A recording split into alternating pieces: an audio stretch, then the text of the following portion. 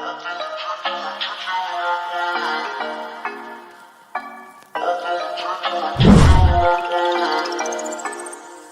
in the morning, you got me up, all cause you need to talk. To 4 in the evening, wanna break up, say that you've had enough. I'm tired of talking, again and again, argue about everything. You are my darling, this kiss and make up, I know you wanna touch. You call me every night, call me every day, I just wanna get you alone now. Trust me when I say, we gon' be okay, we just gotta boom bada boom ba. I don't wanna fight, you know that I'm right. Baby, let me talk to your body. We gon' be okay, hear me when I say.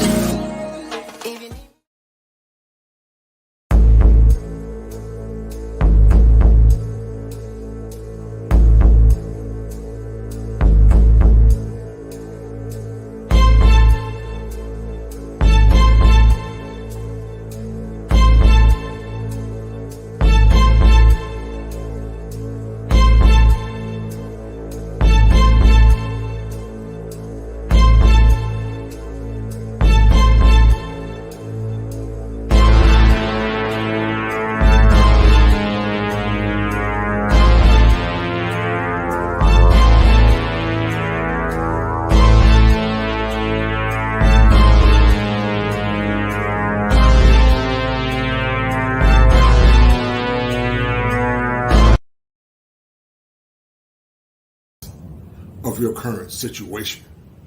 Who told you that you couldn't rise from the morass of your current situation? Who told you that you had to be a slave to the pain of your past? Who told you that you had to settle for mediocrity in this current culture called America? Who told you that you couldn't change your mind? Talk to me. Now's the time for empowerment. And I'm not the Reverend Knight. I'm the Kosher Clinician.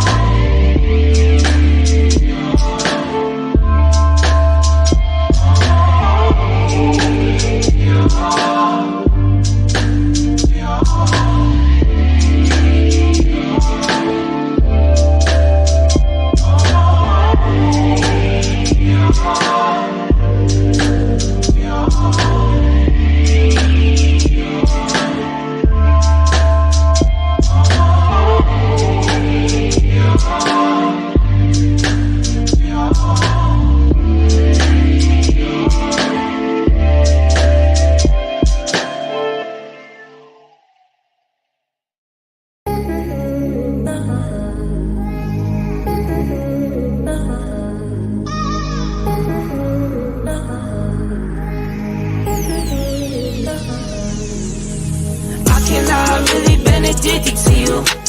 All of my attention I've been giving to you. Caught up in my feelings, I got feelings for you. Caught up in my feelings, I got feelings for you. On my mind, I can't lie. On my mind, I can't lie. Pull you down till you dry. Pull you down till you dry. All the time, ease my mind. All the time, ease my mind. I know that you're dangerous, I'm addicted to you.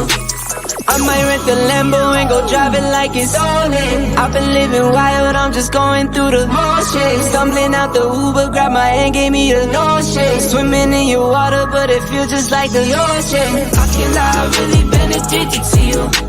All of my attention I've been giving to you. Caught up in my feelings, I got feelings for you. Caught up in my feelings, I got feelings for you. On my mind, I can't lie. On my mind, I can't lie. Pull you down till you dry. Pull you down till you dry. All the time, ease my mind. All the time, ease my mind.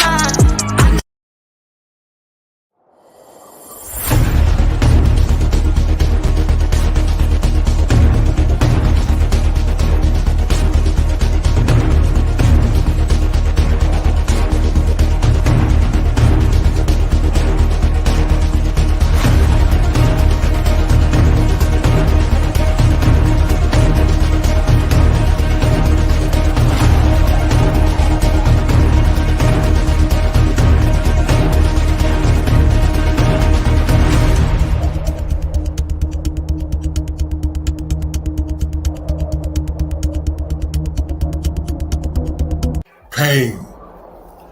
I've been there, locked up inside my head, broken from fear, illusions, disappointment, and hopelessness. Who heard me in my silence, where being a man means nothing? Despair.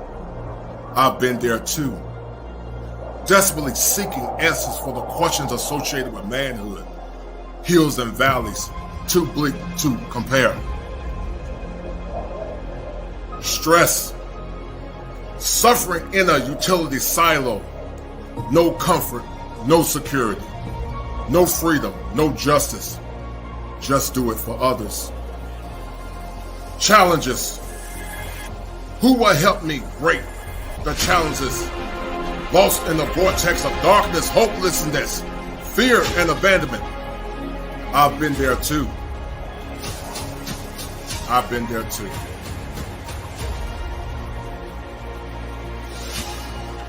Take the next step to your destiny. Join me in this fight. Walk forward. Deep breaths. Head held high, men. Come join me, men, in the winds of time. Stories, hopes, visions, purified in the fire. I'm not a superhero, and I'm not the Reverend Knight. I'm here to help you. Join me, men, in this fight.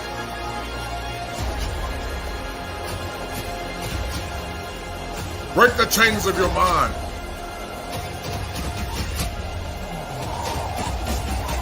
Let's do it now. For now is all we have. Fire for your mind. The Kosher Clinician.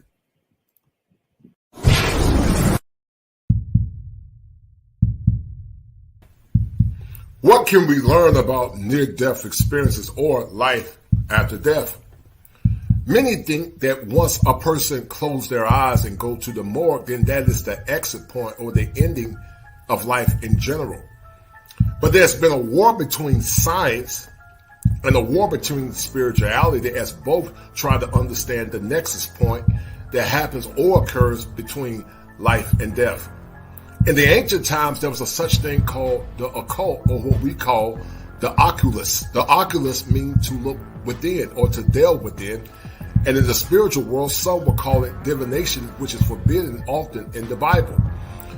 But near-death experiences or out-of-body experiences can be caused by a myriad of things. Some would say astral projection is one. Others will argue you could use chemicals or psychedelics to have out-of-body experiences.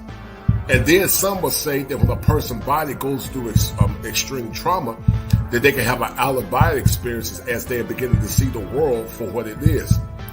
The gospel says that the things that are seen are understood by the things that are. And if the spirit world is real, and if the spirit world supersedes the current world, what hope or solace does it give for you that feel that once you die, then that's the end? Should it give you the need or the desire to get closer to your Creator? Should it make you understand that this current world that we live in is just a fleeting moment of a greater world to come? We're going to have a very powerful discussion as we delve into the oculus and understand that and more or less challenge the thought processes associated with near-death experiences and out-of-body experiences. Join me live with LAR Movement and my special guest, the NARC Perspective, as we talk about their stories and what they went through. And then we're going to do a comparative analysis between science and also spirituality to help men understand what they need to do and more or less utilize to become better versions of themselves as it relates to their spiritual and mental health. And I need you guys to remember this. There are 7 steps to male optimization, with spirituality being a key component. If it ain't 7, it ain't kosher. If it ain't kosher, it ain't right. Be well. Warning. You are about to enter a territory that's designated by men for all men. And while my platform is clearly designated for all men, many times I will be talking about issues that are endemic only to men of the ADOS descent. If you are a woman coming into the Kosher Clinician show, understand that these topics are topics that are more or less salient to male issues. You need to be mature. You need to be open-minded. You need to listen. To those that think that because they come or allow women to come into space, that this space will be compromised for the sake of beauty, image, or more or less chicanery of any form, you will be greatly deceived. My platform is designed to empower men and to empower good women that are trying to find resolve. And while my channel is designated primarily for the functioning of male rights and male empowerment, it is good and clear for balance to hear a different perspective. You have been warned. If listening to the Kosher Clinician is not advantageous to your psyche, please exit left.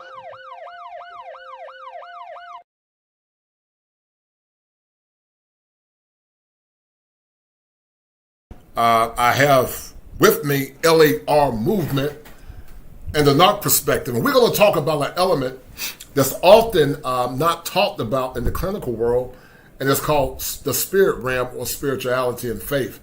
And, you know, this show is going to be for mature people, mature men and women that are looking for hope and solace in a time where many people are questioning what's going on with the world.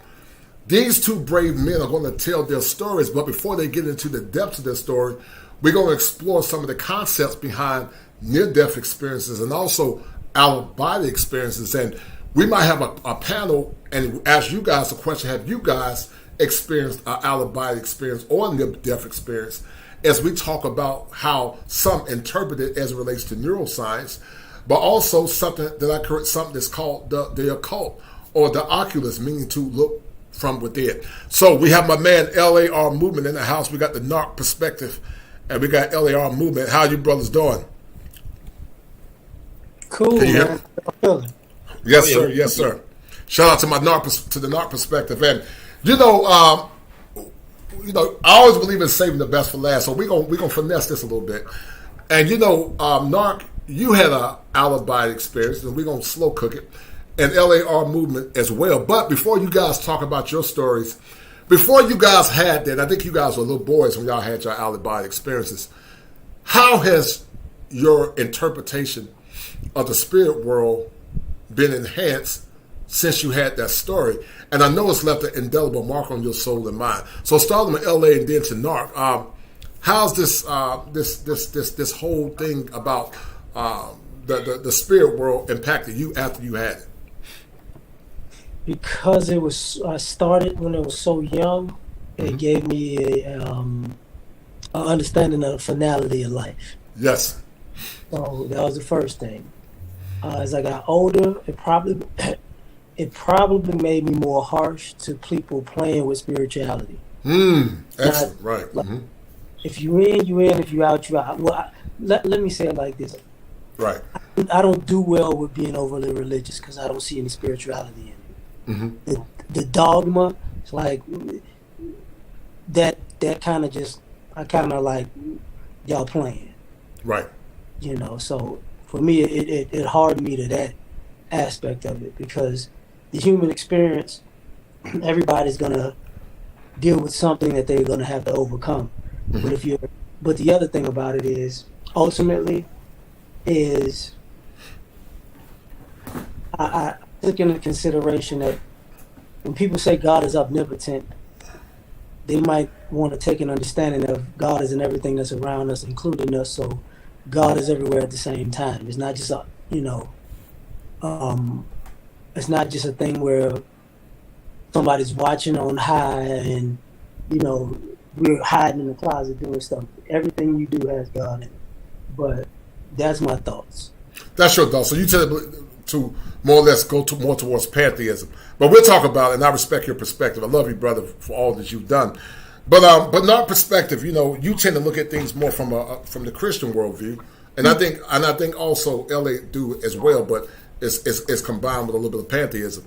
But before you had this out-of-body experience or near-death experience, has this whole concept increased your desire for faith?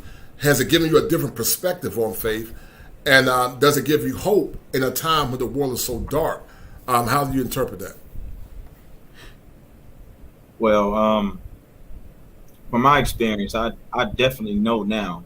It's no longer like a faith for me. It's right. I know that there is something after this life. This is very right. temporary, and once we get into the stories, you'll completely understand why I say that. But it's very temporary, and it made me not so much hold on to this life as tight as like some other friends or family. So right. So it put life more in perspective and letting you know that there's a greater world to come. That the current world is temporal, but the world to come is forever. And that's something to think about. Shout out to my man Chris Law for that $10 super sticker, and it's a deal, right? I appreciate it, Chris Law. Thank you, brother. And shout out to the Exalted Lioness, Chantel Simone. How you doing, dear? As we have this very powerful discussion. But, I first talked about it with LAR Movement. Him and I, we talked about it. And, I don't know how we got on the topic. And then you and I, after we did a consultation, we talked about it as well.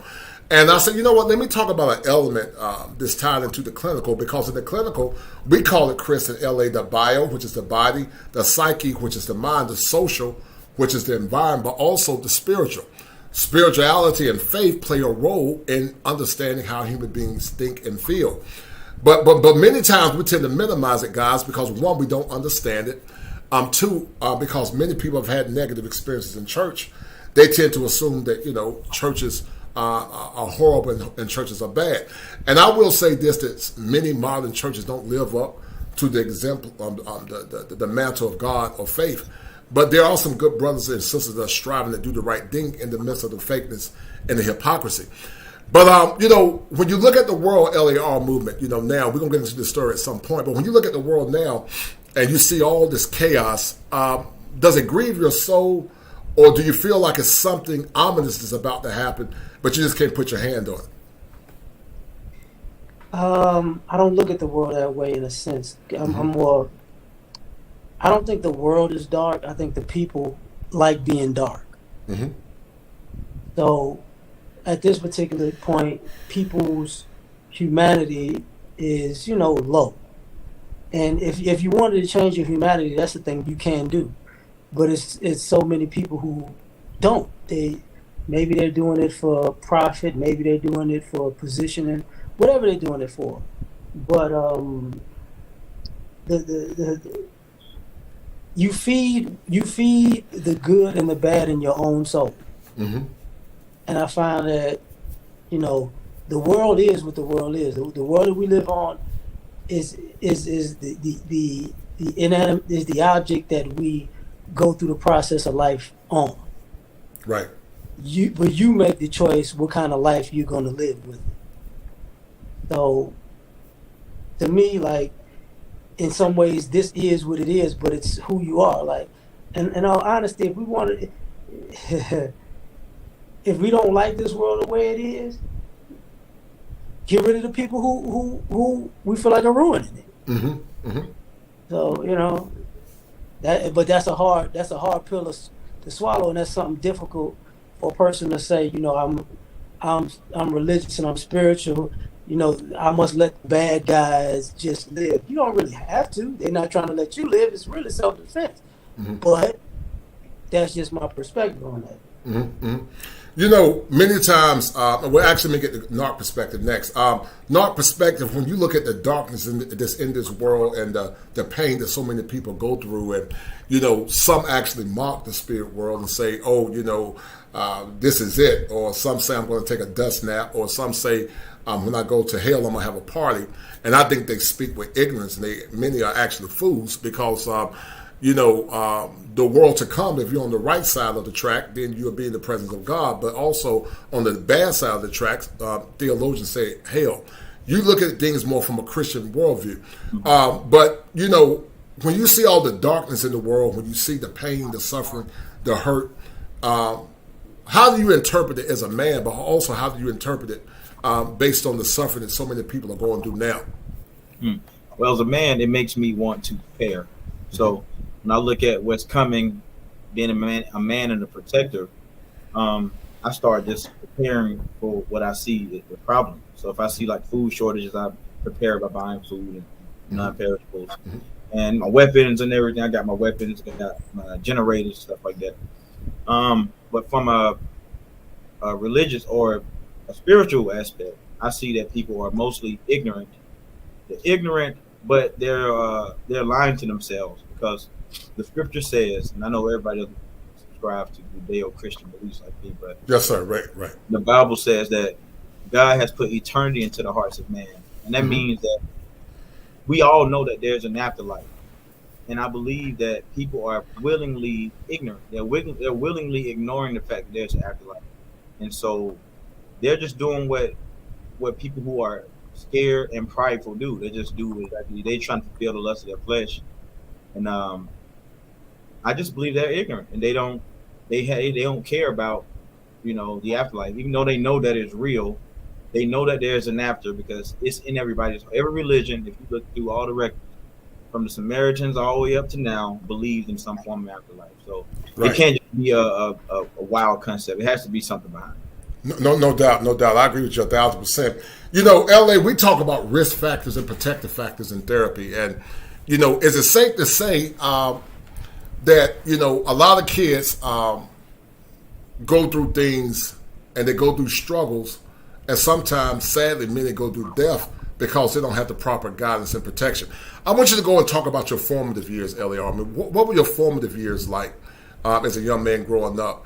And, you know, do you feel like you wouldn't have had your near-death experience if, you know, perhaps maybe, you know, family or cousins or whoever was around to protect you as a young man? And I'm not saying you weren't protected, but sad that a lot of kids grow up in homes and environments where they don't get the proper protection. So talk about your formative years, and did you feel like you would never had that near-death experience if community or family was in your circle? Let me start from the how I had mine was an accident. So it actually had little to do with protection and more so being a child playing. I was playing. Okay. Yes, sir. I was playing in the house, and you know, if anybody knows about the '80s, they had those. If you're running around in your socks, you might slide. So I slid. And don't tell the story yet. Don't tell the story. We're gonna get to it. Don't tell the story. But as far as my formative years, I spent a lot of time with my grandmother, and she, you know, my grandmother was a very religious woman. She wanted to make sure we got the understanding of God, but more so, you know, God in the form of principles. So it was one of those things where you got to understand that she wasn't the forgiveness, you can do anything and be forgiven type. She was more so, you know, you do good, you get good. You do bad, you get bad. Right. And truth be told, sometimes, sometimes it might mix a little bit. You might wind up doing bad and it turns out good, but that doesn't mean it's not going to end bad. Right. Sometimes you wind up doing good and it ends bad at that moment, but in the long term, it's probably going to wind up good. She's one of those people. So I was able to understand that complexities of life are very simple if you're willing to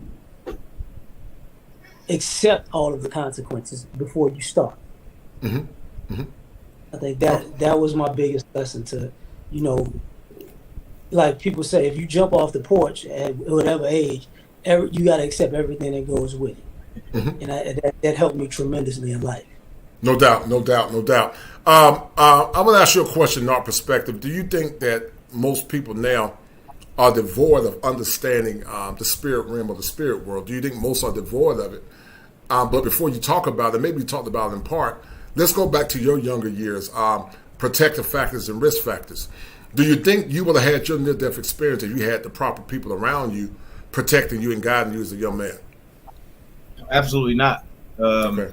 In my childhood, we didn't have much supervision. It was we had a lot of family members, that kind of stayed at the house. It was chaotic a lot, and we was kind of like left to our own devices. And it was even some people in my family even practiced witchcraft. I didn't know that until I got older, but now that I remember it, they was like doing the Ouija boards and the light as a feather, stiff as a board type thing, and it was spell books at my house.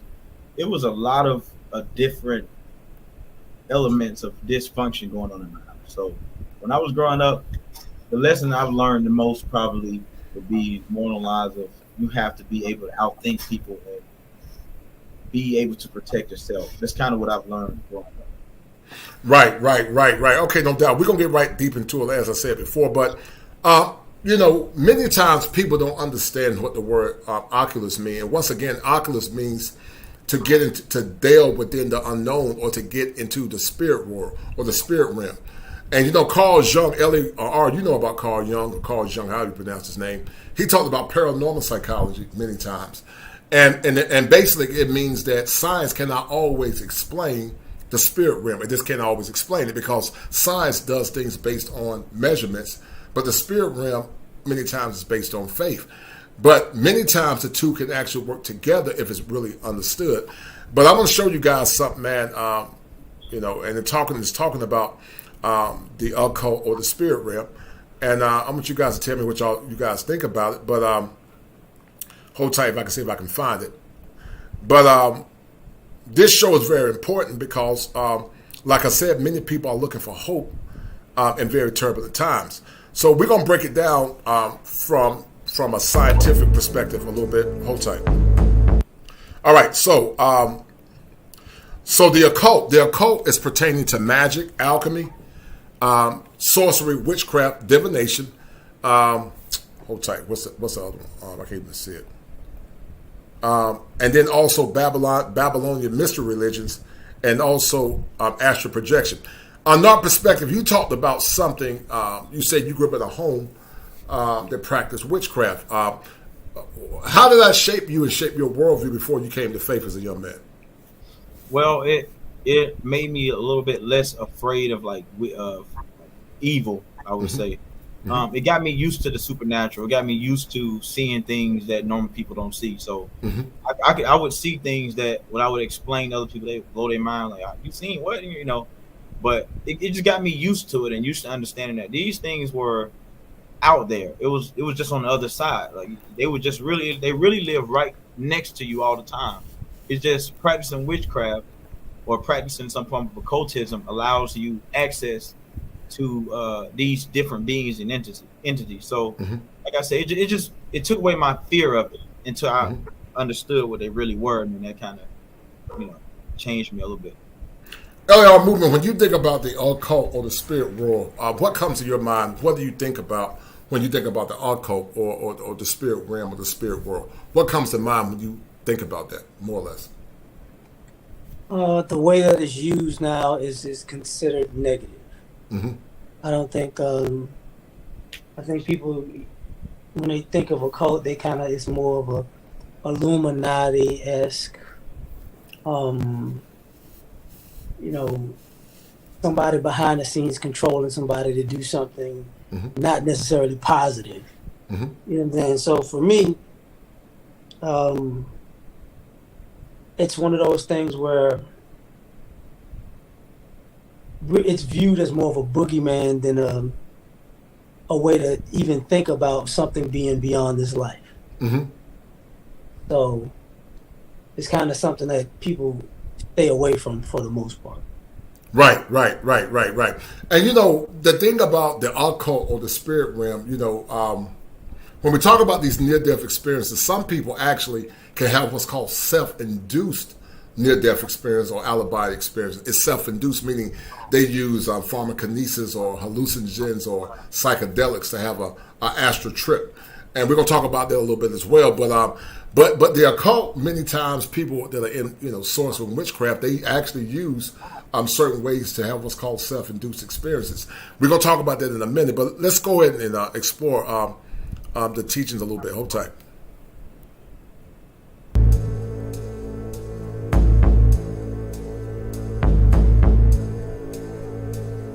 All right, so the next one is called astral projection. That's part of what some theologians call divination. It's self-induced. It's a self-induced out-of-body experience. Some get it through transcendental meditation, through shamanism or whatnot. Some get it through psychedelics. Pharmacokinesis actually means pharmacy or using drugs to have an altered state of conscious. It's all tied to divination, and it's really antithetical to those of the Judeo-Christian faith.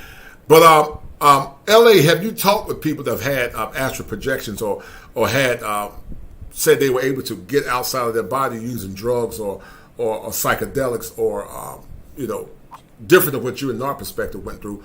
But have you ever spoken with people that more or less have been able to do what's called astral projection? I have a friend of mine. He says he did it. I don't even know. I was like, I don't know how. He said something about they told him to put mirrors by his feet or something. Mm-hmm. But he was like, he did it to. He really did it. Let me put it like this. He was astral projector simping. He wanted to check on a girlfriend, and he would try anything to do it. And he was like, it worked. And he got to see what she was doing. I was like, you stupid. But but he's dead serious about the story. But I'm like, that's the worst. That's all you did it for. But it's one of those things where, for me, I know it was one of those things where it was like accidental. Mm-hmm. But at the first time it was accidental. The second time I kind of figured it out. Okay, don't tell the story. Save it, because that's the good part. You get into the good parts. Don't save it. Don't tell the story yet. We're gonna get to it in a minute, because I want to save the best for last. But Chris, you talked about growing up in a family that delved into the occult. They went to witchcraft, Ouija boards, Ouija boards. Have you talked with anybody that have had out-of-body experiences or near-death experiences? Because I think the two are different. I think our out-of-body experience is when your body temporarily leaves. The spirit temporarily leaves your body, but you don't see the light. But then the near-death experience, when you're clinically dead, you go to the light. Some say they go to see the loved ones in heaven, but some say they actually go to the darkness, which is hell. We're going to talk about that because, there are signs that say, oh, you're just hallucinating, but there are stories of people that had out-of-body experiences that can't be explained by science. There was a person that had an out-of-body experience. He said when he had it, his body, the ambulance was at the house, but he was floating over his body, and he was able to see the ambulance on the outside. So how can a person that's clinically dead see the paramedics coming in the house? That doesn't make any sense. And so we're going to get more into it. But do you know any people that's had that went through astral projection and they've had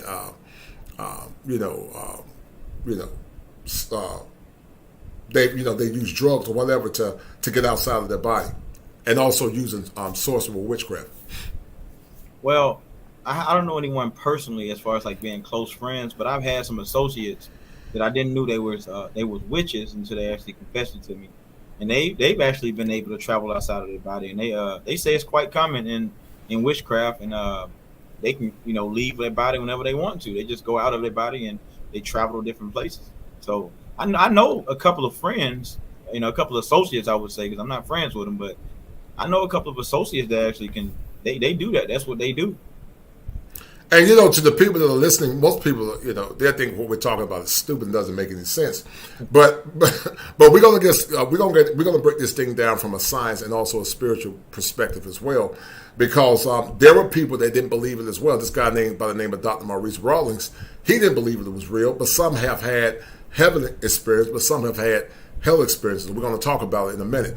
But this is what's called a self-induced out-of-body experience, where they use drugs or sorcery or divination to come outside of their body and go into what's called astral trips, And the people you talked to, Nark, that had these experiences, did it scare you when they told you about their experience? Did it scare you, or what did it do? No, it didn't scare me, because I knew what they was doing. Like, from my perspective, from my religion, from my faith, I knew what was going on. And even in the scriptures, God had people out of their bodies and traveling to different places. Right. God even transported one person from one state to another state. So Paul did it. Yeah, so it's not uncommon, and even in my faith, that's possible. It's very, very possible for people to get outside of their bodies and travel. No doubt. All right, hold tight. Let me get back to it, and then we're gonna get into y'all's story a little bit. Hold tight.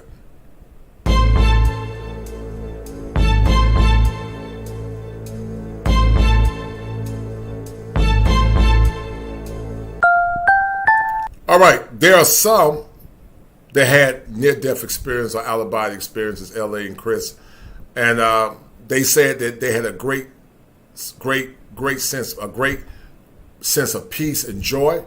Often they see family and loved ones, a sense of warmth, being one with the universe, their senses being heightened to a level unparalleled, beauty and joy unforeseen.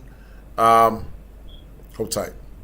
Universal testimony is not the same as the Christian. So some have universal testimonies where they all experience it, but some don't have the hell experience. And, I know these kind of stories, telling by the numbers, sometimes folks, they either stray away from spirituality because they don't understand it.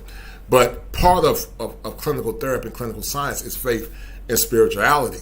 And it's important to understand it, because these two men that you are listening to tonight, they had out-of-body experience. They had near-death experiences. And when you hear their stories, it's going to shock you. Like I said, if I was talking about some foolishness, this chat would be on fire. But anytime we talk about things that are pertinent to faith, or anything that's pertinent to higher thinking and higher learning, either folks get offended or, the numbers drop because they can't hear spiritual truths. But we're living in very dark times. The world is dark. And the testimonies of NARC perspective and LAR movement will give some of you brothers and sisters hope if you believe in the afterlife. Now, some said that when they had the near-death experience, some believe they were in the presence of God. They went to a bright light. Before you get deep into your story, did you go to a bright light, or it never got to that point? No, I didn't have a bright light experience. I had a few different ones, but not that one. Okay, great. All right. Okay, hold on to it. How about you, Nark? Did you see the bright light, or you never got that far? No, I didn't go that far. I didn't see the bright light. Okay, cool. All right. So here are the testimonies of some people that have had them. This guy, he's a neuroscience. This guy is a neuroscience, and many of his colleagues didn't believe it. And once again, guys, this is from the Judeo-Christian perspective.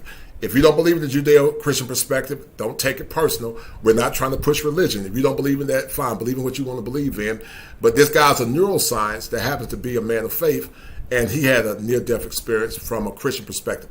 And we're going to bring it up and talk about it and let you guys see what he was talking about and how it impacted him. Hold tight as a man. Hold tight.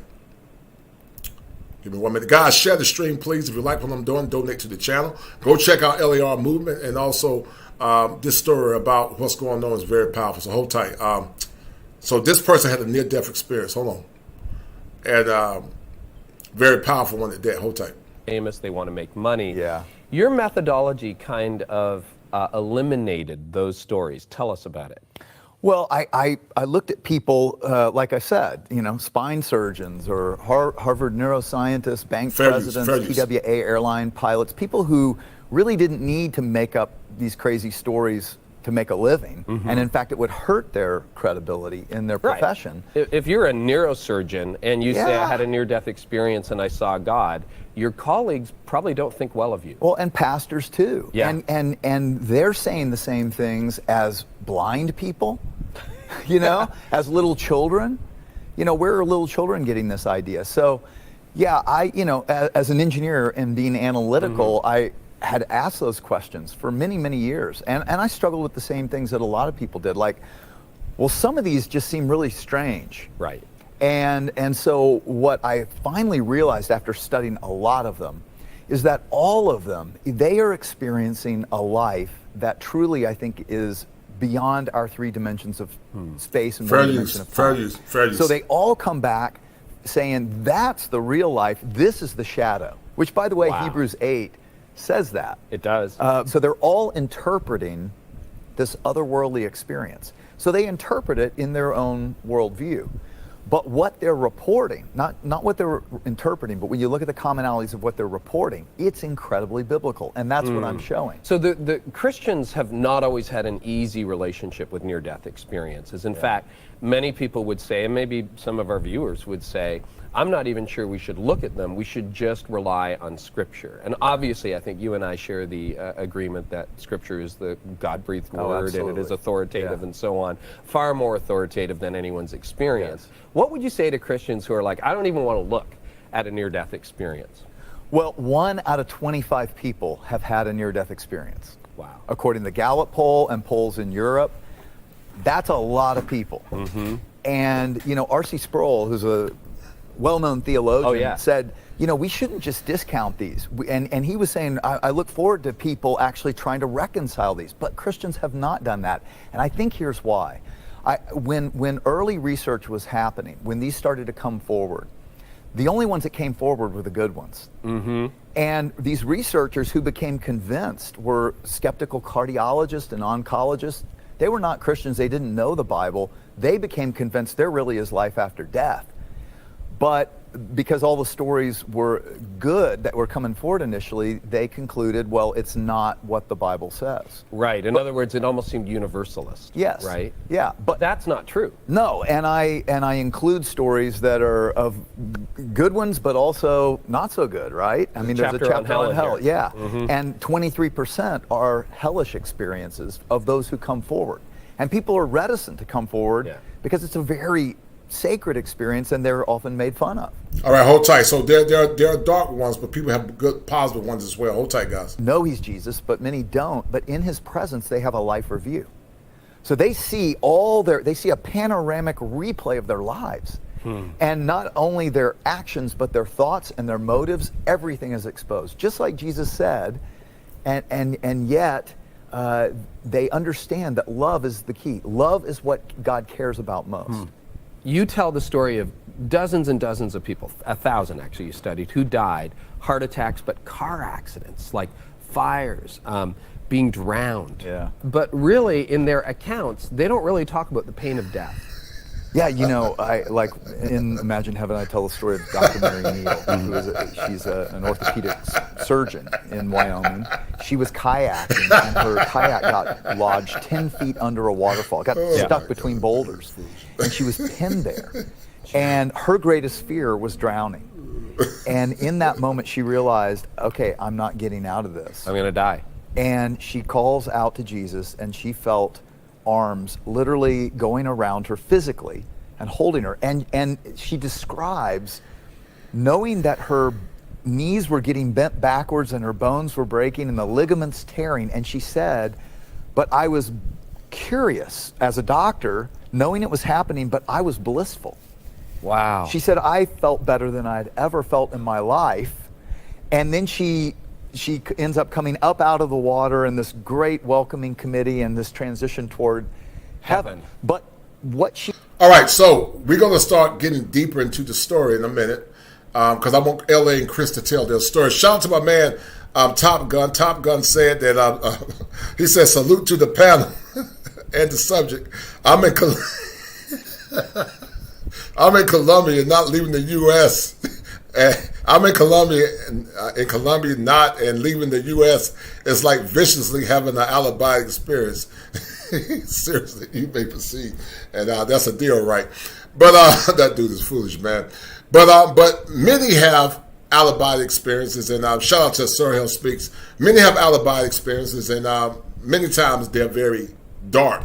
And so we're going to look at the dark experience, and we're going to look at what Dr. Maurice Rawlings actually saw. He was a neurosurgeon, and these are doctors. So these are doctors that are having these things as well. So hold tight.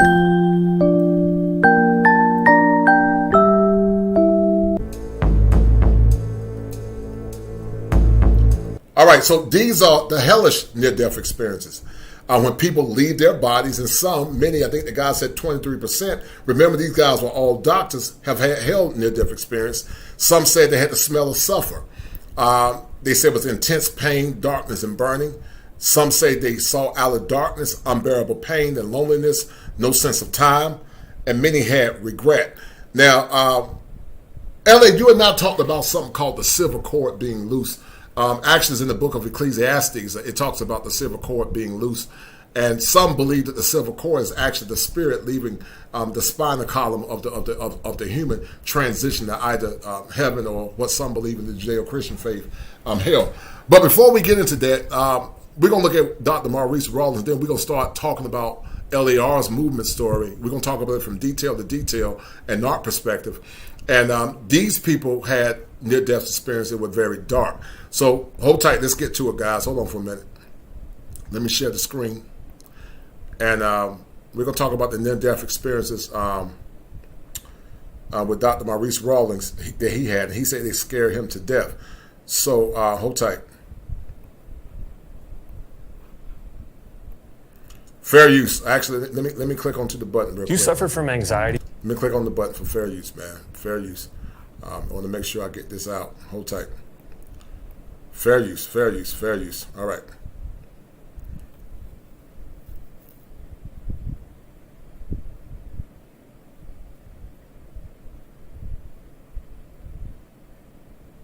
All right. Actually, that's not even fair use. I got to get a fair use sign. Hold tight. All right, hold tight, guys. Feeling irritable or moody, forgetting little things, or feeling overwhelmed and isolated? Don't worry. So Dr. Maurice Rawlings was a cardiologist. He was a cardiologist. That's when I realized that. Hold tight. No, this is the wrong one. Hold tight. This is the wrong one, guys. Hold on. Hold tight.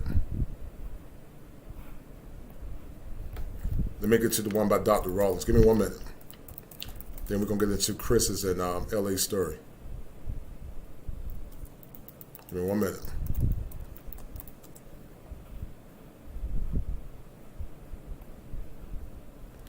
All right. Fair use. Hold on. Let me boot this up so you guys can see it and listen to it. And then we're going to get deep into the story. But I wanted to give you guys first a foundation before you hear LA's and Narc's story. And, some of you are going to believe it and some of you are not going to believe. Believe what you want to believe, but I don't believe this is the final frontier. I think there's something after life. There's definitely something after this world. And whether you believe it or not is up to you. I would say just don't get caught slipping. Just don't die and thinking that's it, that you're going to have a dust snap, because I believe that the human experience supersedes our own reality. I actually believe that the spirit realm is more stronger than what you see in the physical. The physical world actually is a representation of the spirit world. Some call it a parallel universe, but we're not going to get into that. But listen to Dr. Maurice Rawlings. He was an atheist, and he's also a neuroscientist. Is dead. I read his book when I was a kid in my 20s.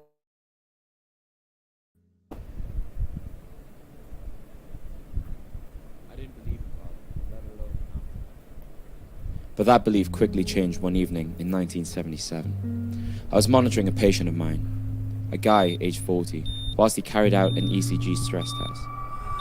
There and then, in my office, he had a cardiac arrest and dropped dead to the floor.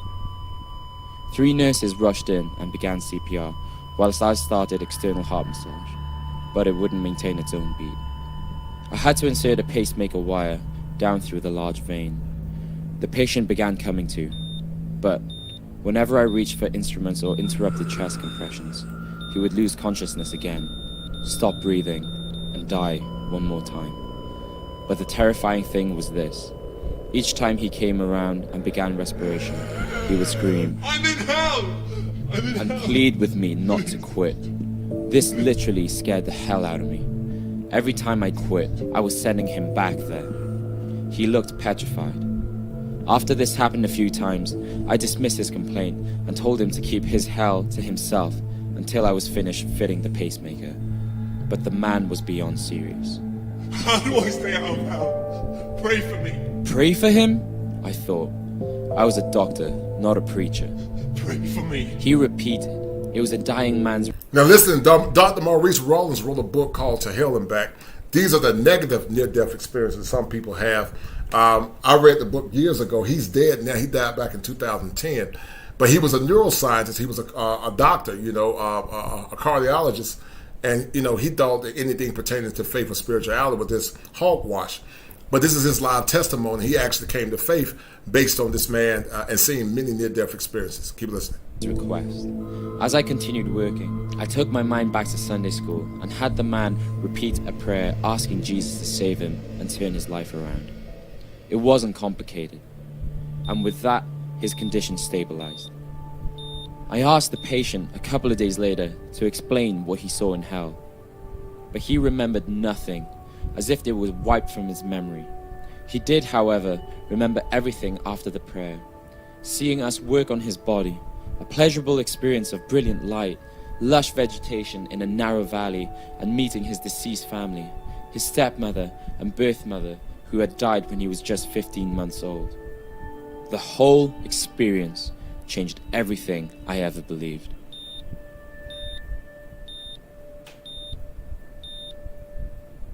Now, that was a dark one that actually turned good. There's another doctor by the name of Dr. Terry James. He's a theologian. He had a near-death experience, and in his near-death experience, he actually was in the presence of God. We're going to look at that in a minute, and then L.A. and Chris going to tell their story. But I want to get the foundation first before we get into the deeper heart of the matter. All right, hold tight. This is Dr. Maurice Dr. Terry James, and he had a near-death experience, and he had a vision, and this is what he saw. A public relations director for several companies, as a matter of fact, and required a lot of travel and different things. Hold tight. Any of us imagining that we would be totally blind would be filled with fear, and you're saying the Lord just supernaturally took it away from me. Took it away from you. It was an instant healing, I call it. So my prayer was answered, but not exactly the prayer the first prayer, but the second prayer was definitely answered instantaneously.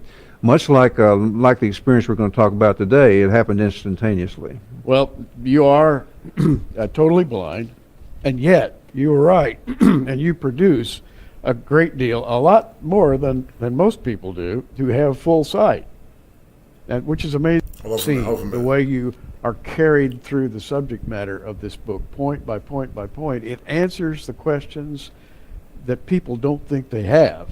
That is to say, there are people who've never even thought about salvation, but certainly they have thought about what's going to happen to me when I die.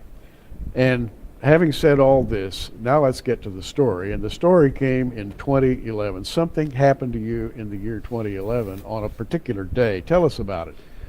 It was Good Friday, of all things. Good Friday, April 22nd, 2011. I've been kind of an exercise nut for many years, ever since my eyes since I could no longer see, and I decided to throw myself into physical exercise. And since 1979, I've worked out regularly in fairly good shape for an aging fellow. And I was just finishing my almost 2-hour workout that day, just cooling down, when I started having this terrible burning in my... Didn't find a pulse. They felt my neck. Think we have a coronary, and I couldn't believe that. Even though all of a sudden I was standing in front of this throng of beautiful. All right, hold tight. Sudden I was standing in front of this blip. It sounded like a computer going from one website to the other, like you hear sometimes, blip, like that. If you don't mind me saying so.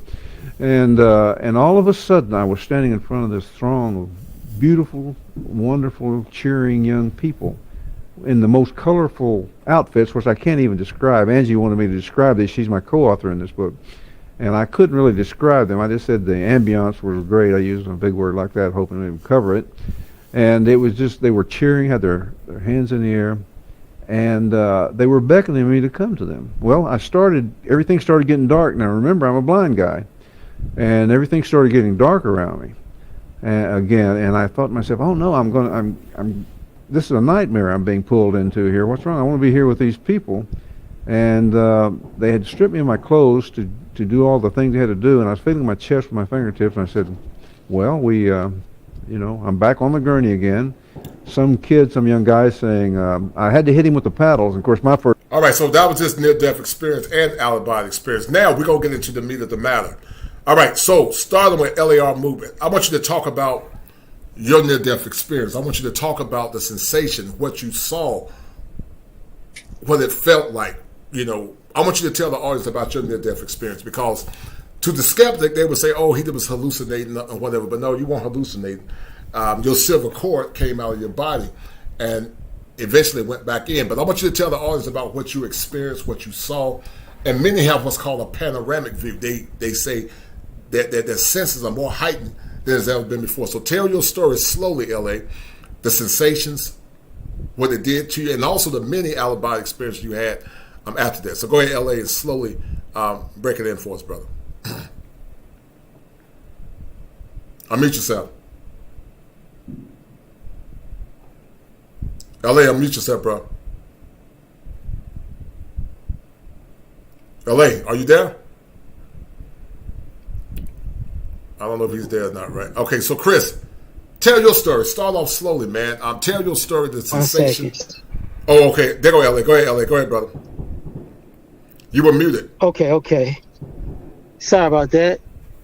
Basically, when I was a kid, what wound up happening was I had a little accident where I slid in the house, and I wound up sliding through the bottom glass screen door.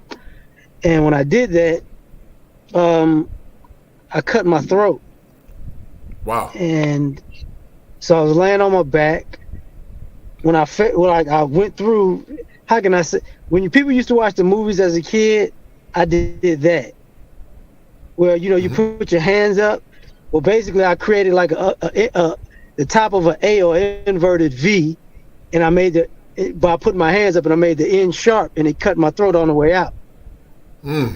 But to say that is to say, I fell, turned on my back or whatever, and I'm feeling the heat from the blood on my neck.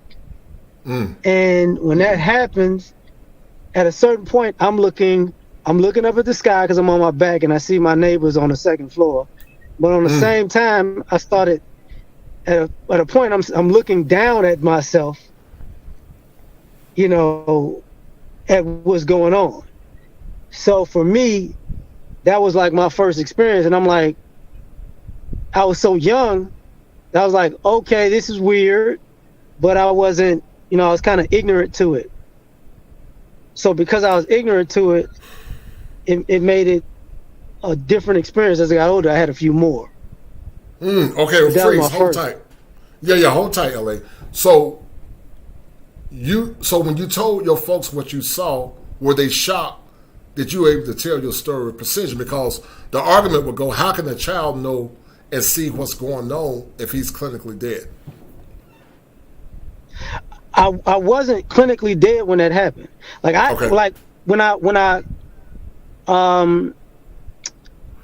So I did, from my understanding, I was always cognizant and woke through the whole process. But come to find out, it was like, no, you passed out a few times. So like what I remember of it, I was awake, but I had no idea that there were times when I was out. Because they ran me to the hospital at the time. They just flat out just ran. So it was a different, for me, I remember the accident, the being on my back, the looking up, the looking down, and I remember them running with me. And then I remember getting my throat stitched up. You know, so that was my experience, but I had no idea I was passing out along the way. So for me, I didn't know. Yeah, so when you say looking up and down, did you actually see your body your spirit hovering over your body? Did you see it? And what did it look like? Were you shocked? Did it scare you? When I'm saying, look, okay, what I'm saying is, imagine laying on your back and looking up at the sky. Right. And then imagine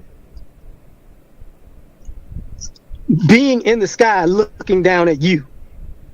Oh my goodness. Wow. Did you guys hear that? L.A. saw his body while his spirit was actually looking at his body. Now, when you share this story with people, L.A., it's a very powerful story. Do some people laugh at you, or were you ashamed to tell your story, or was it met with skepticism? And you talked about feeling, I guess, one with the universe to some degree. You could see up and down. What does that mean? Well, I was in second grade when that happened. Mm-hmm. So it took me a while to even tell that but then when I was a teenager, something else happened. Okay. And then I was like, oh, okay, yeah, this is, you know. And then a few years in adulthood, something else happened. And I used to always have these. I thought they were dreams, but they were more so premonitions, because I got caught in deja vu more times than I could care to remember. Mm-hmm. And you know, over the years, like me talking, I had family members who was like, no, we have people in our family that have had these things and this thing. So for talking to family, it wasn't that difficult. Mm-hmm. Sometimes talking to friends, it was like, you know, never got laughed at, but kind of got some curiosity. But sometimes there were things that happened in life with some of my friends, and it was like, oh, like, if you're a person who people think has like impeccable timing, a lot of times you can attribute that to sometimes spirituality. Like, I saw you do such and such. No, you didn't see me do nothing because I wasn't over there at that time. I don't know what you saw. And it's like, and you know, I've interrupted a lot of. How can I say this? I say it like this. There's a particular story when I was in college. One of my best friends had a breakdown. I'm in my room.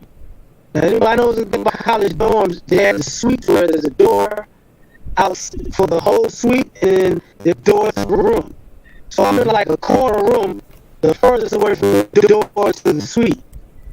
And for some odd reason, I see my friend coming out, cussing and going off, walking out the door. So I just run out of the suite. And lo and behold, he's walking down the hall, going off. And I calm him down, and he's like, man, how did you see me? I was like, you went by the door. And it's like, no, bro, I didn't come by your actual room door. I just walked down the hall.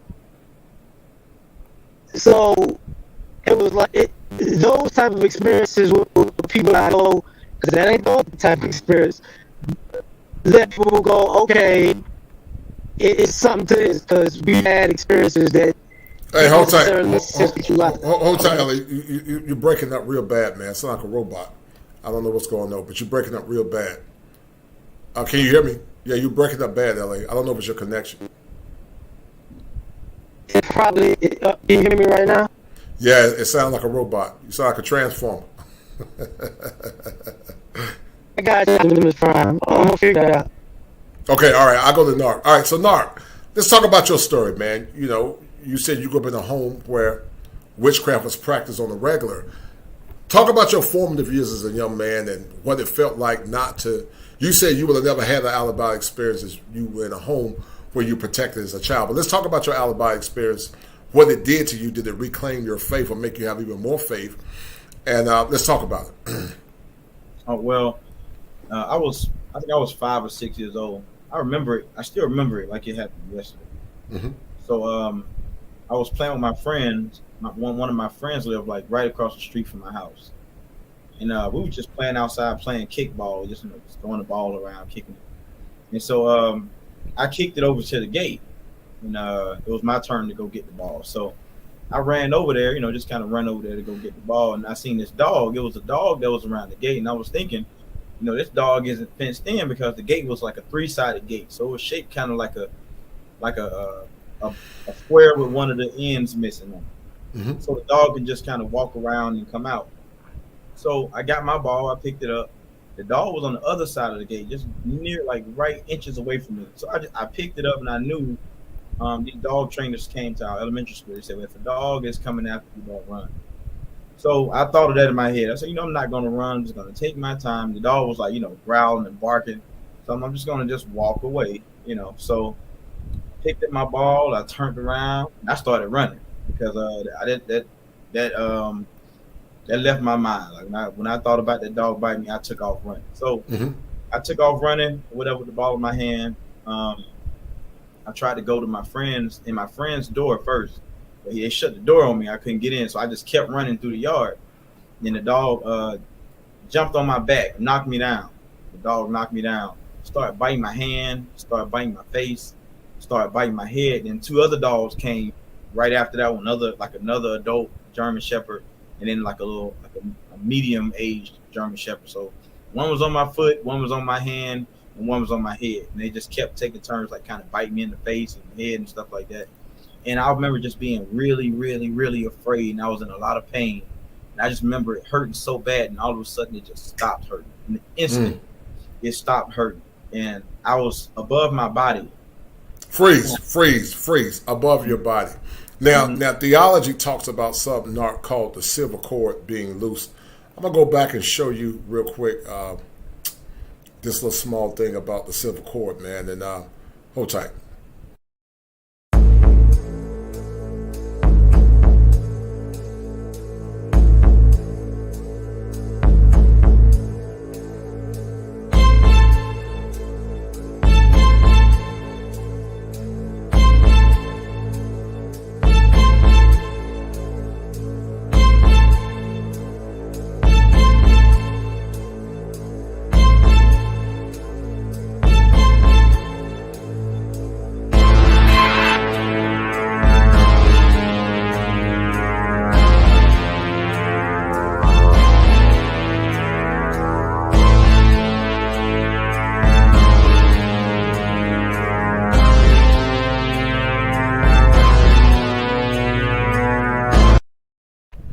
When you see that, man, what's resonating through your head? So, because in theology, it talks about a silver cord.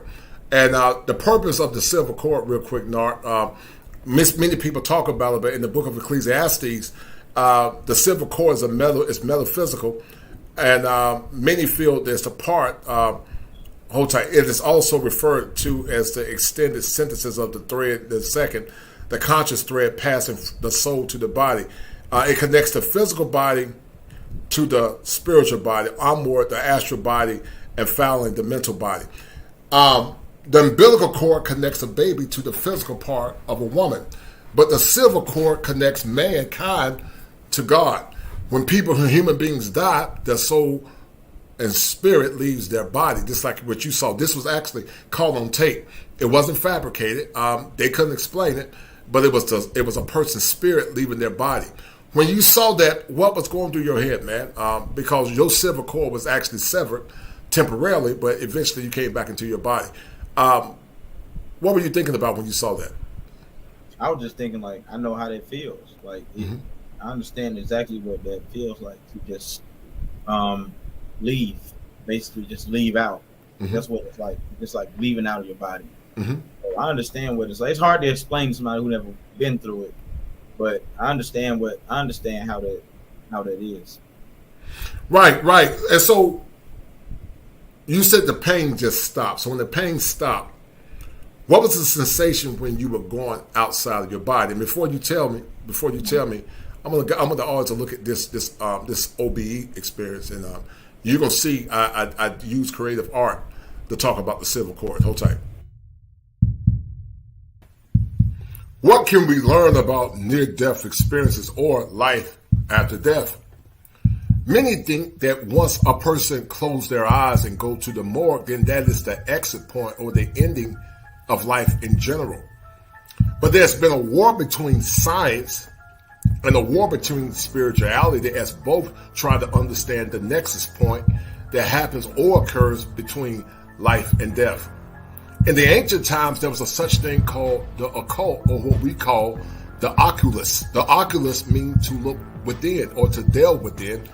And in the spiritual world, some will call it divination, which is forbidden often in the Bible. But near-death experiences or out-of-body experiences can be caused by a myriad of things. Some would say astral projection is one.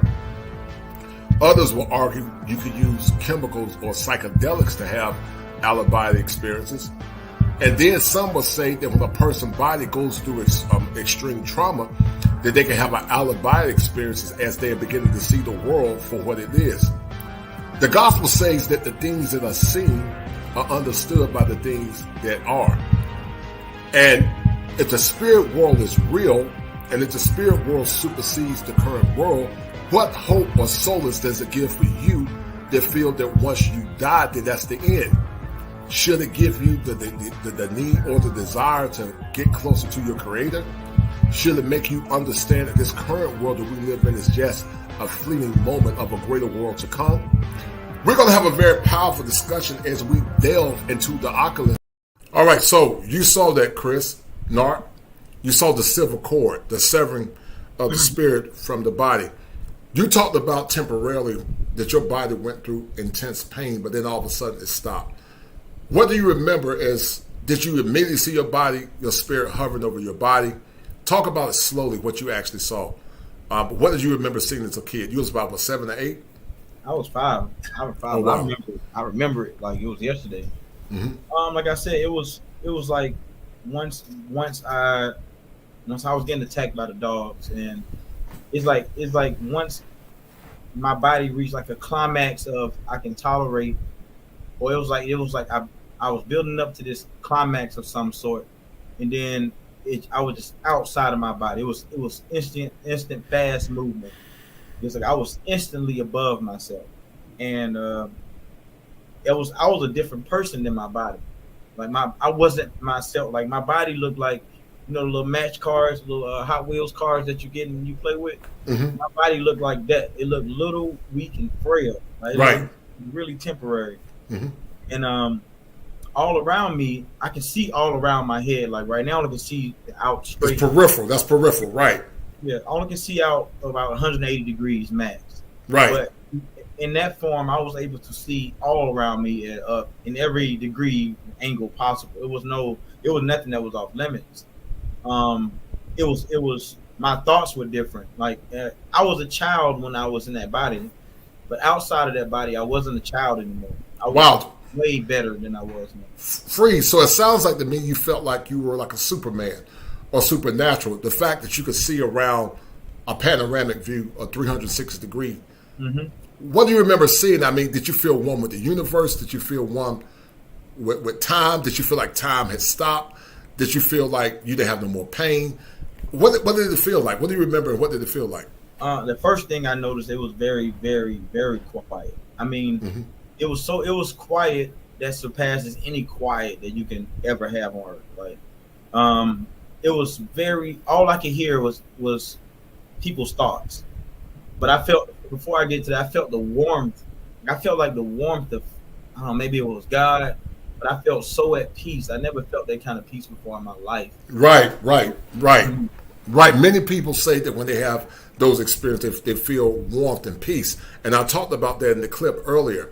But you said the quietness and the warmth and peace. Did you hear in the voices? Did you feel someone bringing you like a warm embrace? Because you were a baby. What do you remember feeling and seeing? And did you want to come back into your body? I felt completely safe. I felt completely, absolutely safe. Like, mm-hmm.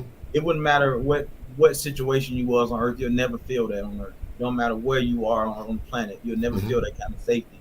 I didn't want to go back into my body. My body looked like a toy. But it was, from how I perceived it, it looked as though it's just something you use and throw away like a napkin. That's how temporal my body looked to me. and I wasn't aware of time. Like, you don't think, when you're on Earth, you notice every time, like, okay, I got 10 minutes before I go over here. I got to go over here in 30 minutes. I got to wake up at 5, and I got to, but there, it was you won't even think of the time, because the time is leaves. You have no need for it there. Mm-hmm. And I didn't hear any like voices from angels or anything. All I know is what I was thinking, and I could hear what other people were thinking, and I could see. That is crazy, man, and powerful, because your story lines up with a lot of people that had that psychic trip.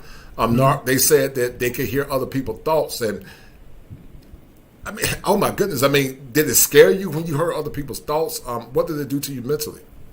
Nothing. I mean, because it was normal. It was just like it was normal existence. It's like, this is how I always been. It's just when I was in my body, I'm not like that.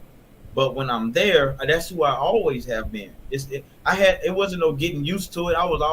That's who I was. Like, that's who I really am. But inside this body, I'm this. Right. Mm-hmm. Right. Almost like there's a veil when you're out, when you're like, you can't see through that veil when you're inside your body. But once you're outside of your body, you literally became like a superhuman to some degree. Well, yeah. Yeah, sort of. Yeah, you can say that. Did you yearn to be back outside your body, Narc? Did you yearn, like, wow, I wish I could be outside of this body? When you look at the world that we live in now, when you think about the pain, the suffering, it definitely increased your faith. Most people that go through it, some go through Eastern religion, but then some go through, they get a greater faith in God. But did it increase your faith as a young man? What did it do? Well, it's assured me that what I believe is real later on in life. Once I got a little older and understood, more about Christ and what I believe, it just solidified it more. Like, well, this was actually real, because when I looked through the scriptures, the people in the scriptures kind of shared the same experience, although that was a bit more glorious, because they had a different mission, or it was a different reason why they actually went into the spirit world. My reason maybe was different for theirs. So I experienced a different but similar experience. But it definitely helped me out. Right now, it definitely helped me out now in this world, because I'm not afraid too much. Let me ask you a question. Mm-hmm. You said there was no time. Theology says that eternity, there is no time in eternity. Time was actually created by God, but theologians say that in eternity there is no time. How many minutes do you think you were outside your body, if you had to guesstimate? Maybe in the real world, maybe like 10 or 20 minutes. It was a while. Mm-hmm. I was out there a while before somebody even came out there. Before the ambulance got there and everybody. Mm-hmm. It was a while before I was laying on the ground, just getting attacked and bleeding. So maybe 20 minutes most. I was out there before I got help. And what was the sensation, Narc, when you got back inside your body? You talked about being one with the universe, seeing things panoramically, you could see around. But what was it like when you got back inside your body? Oh, when I immediately, after everything was over, I slammed back in my body. It was like something pulled me in, like some kind of, like a rope got snatched down, and I just fell out the sky. And I remember falling into my body, and all of a sudden feeling pain, fear, and all them emotions again. But before then, I didn't feel anything. I was able to hear what people were thinking. I didn't understand why they were so upset. They was really angry about seeing me like that. And when they were angry, they would change colors. Like, I see their aura. Like, they had like an aura around them. Like, right. So I would see them change colors, and I can hear everybody's thoughts simultaneously. But it's like I'm focusing on one at a time. So it's like being able to turn your head left and right at the same time. I can't explain it. It's like being able to focus on 5 things, but focus on each one of those as if you're focusing on one of them individually. Right. Simultaneously. And it's amazing. You said you felt like a cord pulled you back into your body. That goes back to what we talked about, the civil cord being loose. Guys, share the content. Get the likes up. I know this is a topic that anytime we talk about faith or spirituality, some people can't hear it because it either scares them or it makes them realize that maybe there is life after death. And that's not the reason. That's not the reason for the show. It's to give you a different dimension of the clinical world. The clinical world is bio, psychosocial, and it's also spiritual. And these brothers telling their stories is part of the Manhood Chronicles. I think it's very enlightening. LA and Narc has been on my mind for the longest, and I finally pulled the lever, to say the least, to get Narc and LA to tell their story, because some people don't believe it. Now, when you told your story, Narc, to the average person, what did they say? And when you told to the pastors, what did they say? Or many folks didn't believe you? A lot of people believe me because, we grew up in there, like I said, it was a lot of occultism, but my mom and dad, they was in church heavy, but everybody else was, into the occult, doing little magic stuff. So everybody that was inside of the house kind of, oh, okay, I believe you. Even my school teachers believed me.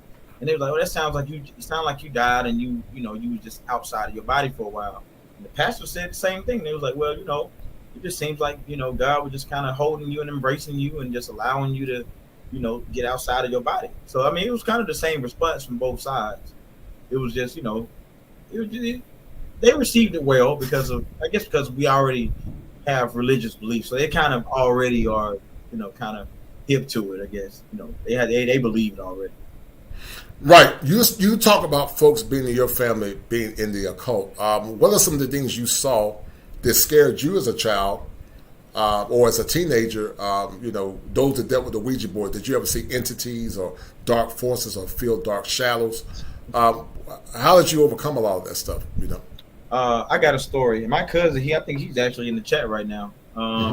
Me and him we was playing a game, and I was like maybe 10. He was like maybe 15 to 16. We was playing the game, like playing a racing game on the Sega. We were just sitting out playing the game, and we seen this man. It was like he was brown.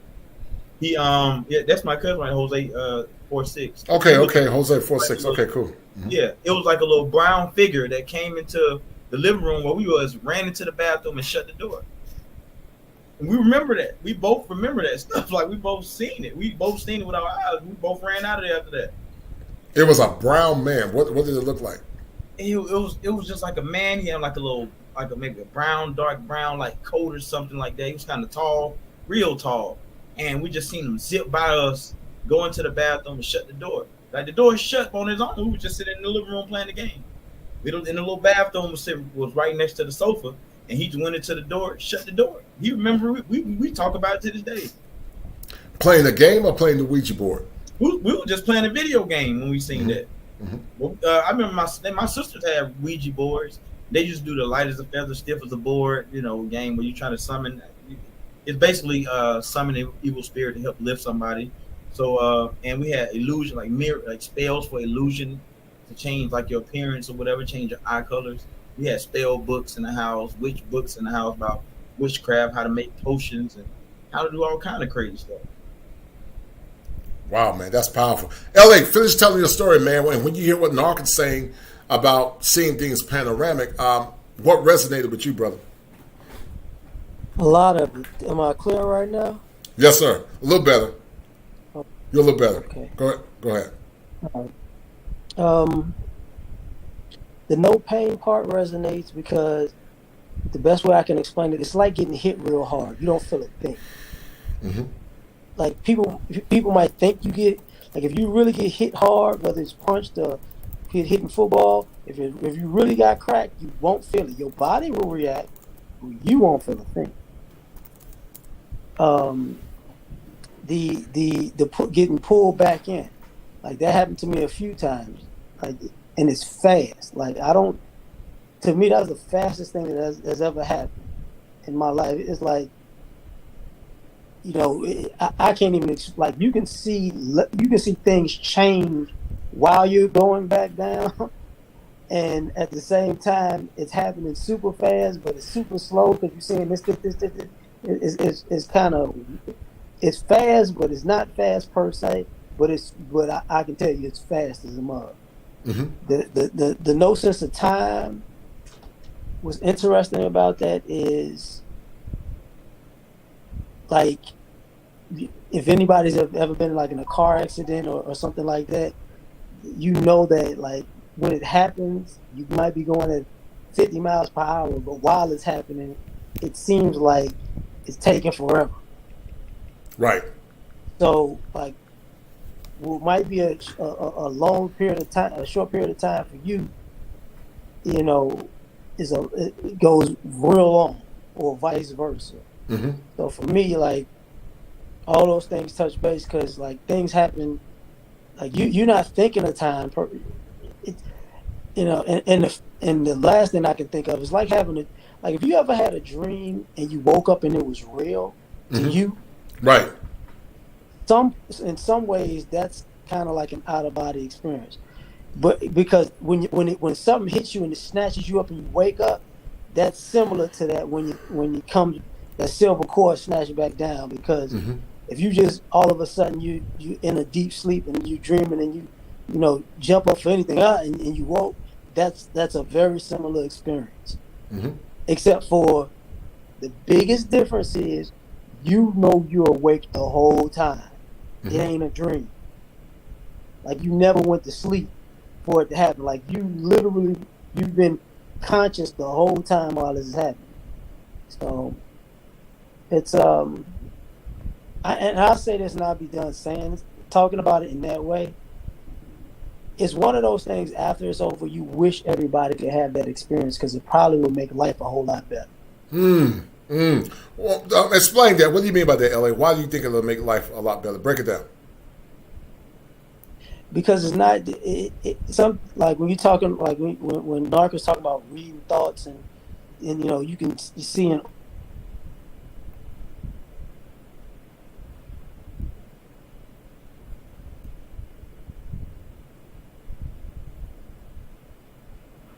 tell me I ain't freeze. Okay, my apologies.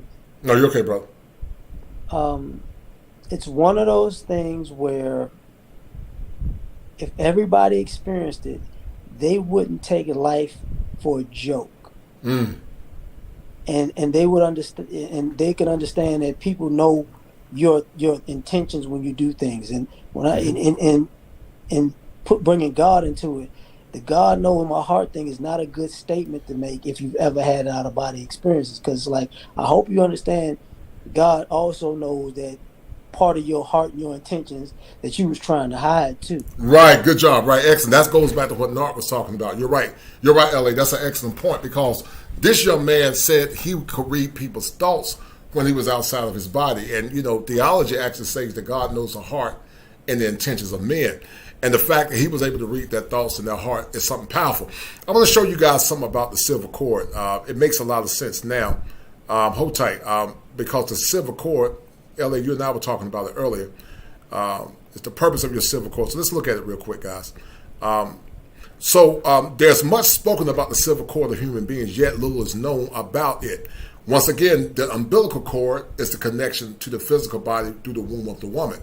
Many think it's left to the secret societies or the lodges to glean. Its obscurity in the Bible, save mention in the books of Ecclesiastes, the chapter 12, verse 6, makes it little known to the Christian. The silver cord in metaphysical studies and literature, also known as the stustrama or life thread of the antakarna, refers to the life-giving linkage from the higher self, Atma, down to the physical body. It also refers to the extended synthesis of the thread and a second, the conscious thread passing from the soul to the physical body that connects the physical body to the ethereal body, which is the spirit, onward to the astral body, and finally the mental body. And so theology says that human beings are body, soul, and spirit. In the clinical world, we call it bio, which is the body, bio, psycho, which is the mind, social, the environment, and then the spirit, which is the silver cord. But also spirituality, because human beings are what's called, they're integrated beings. But in theology, human beings are considered to be called trichotomous beings. Just like in the Godhead, you have the Father, Son, and the Spirit. The Father, the Son, and the Spirit. In the human body, you have the soul, body, and the mind. Soul, body, and spirit. They're all trichotomous, triune, like the Godhead. And so the umbilical cord is the visible cord connecting the unborn child, like I said, to the mother for the purpose of feeding and revitalization. So just like the umbilical cord feeds the physical, The silver cord feeds information and also feeds the spirit. The umbilical cord is a conduit between the developing embryo of the fetus and the placenta. Without the umbilical cord, the embryo or the child won't survive. So once the body goes through what Chris talked about and LA talked about, they felt like, Narc said he felt like a rope was pulling him back into his body. That's the silver cord. Hitting in this umbilical cord is the developing child. It's the cord that will enable the ensoulment at a certain stage. In the middle of pregnancy, it has been written several times, the child moves from the first time. The expectant mother experienced the movement for the first time of the baby. With this, an ensoulment or incarnation has taken place. The spirit of the developing child has arrived and is taking possession of the fetus. Wow, that's powerful. So we call it the God spark. When the sperm and the egg meet, the fetus is actually beginning to develop, and the spirit or the soul is already transmitted into that child. You know, LA, in theology, it says that God said, I knew you when you was in your mother's womb. And some talks about, they call it the God spark. They feel that when the soul and spirit connect, that's when life begins. What's your take on that? After I finish reading this, let me finish reading, but then I want you to tell me your take on that, because there's been a lot of consternation with Roe v. Wade, but many people don't understand the sanctity of the soul and the spirit. So the point of the connection is the silver cord. This is where the life spark, like I said, I didn't even realize that, but I didn't even know that. But this is where the life spark connects the body in order to keep the human being alive for the rest of his or her life on earth. That's the life spark. And so when you think about the spirit, it comes from the word pneuma. Pneuma in the Greek means air, but also it's synonymous to spark. The heart, the physical heart, actually goes through what's called like an electric synthesis, which catalyzes the spirit body and the physical body. And so to keep and preserve this core, in other words, to keep yourself alive, you must be in tune with the giver of life. Remember your creator and thank him for giving you life. Let's talk about that, LA. Let's talk about that. Because that's powerful. When you see that or when you read that, what was resonating through your mind, brother? That life is cyclical. Right. Like in every aspect. Mm-hmm. We got 4 seasons. Spring, summer, fall, winter. Spring brings life. Summer brings, sometimes growth and sometimes harvest between summer and fall, harvest and the ending of something. The beginning of the end would be fall, and winter would be the finale. It's ending in a sense, and then it renews again, and that's the same thing with life. The umbilical cord and the silver cord are pretty much the same thing. One's in the beginning and one's in the end. Right. Mm-hmm. And on top of that, people don't think about it, using the seasons and using that analogy and using how we eat. Everything that we are supposed to eat has a root. It's rooted into the ground. It's rooted into the earth. It has a cord to the earth. And we take it out of the earth, and we take it from its root and from its cord, and we consume it, and then thus the process begins over and over and over again. Mm-hmm. So for me, a lot of this is understanding that some people believe in some people don't believe in afterlife, and some people believe in reincarnation, or both. And part of that is all of this. To me, a lot of this stuff is it's very much so together. Like, so if you get it right, you move on. If you get it wrong, you might come back. If you do terribly, you know where you're going. It's different schools of thought. I tend to believe in the Judeo-Christian one. Some believe in reincarnation. Some believe in karma, or not karma, but the karmic cycle in the Brahmin faith of Hinduism. But I believe that when the body leaves the soul, that it either goes to heaven or hell. That's what I believe. But folks believe what they want to believe. But it's powerful, man, because many times LA men, we go through so much as men in this world.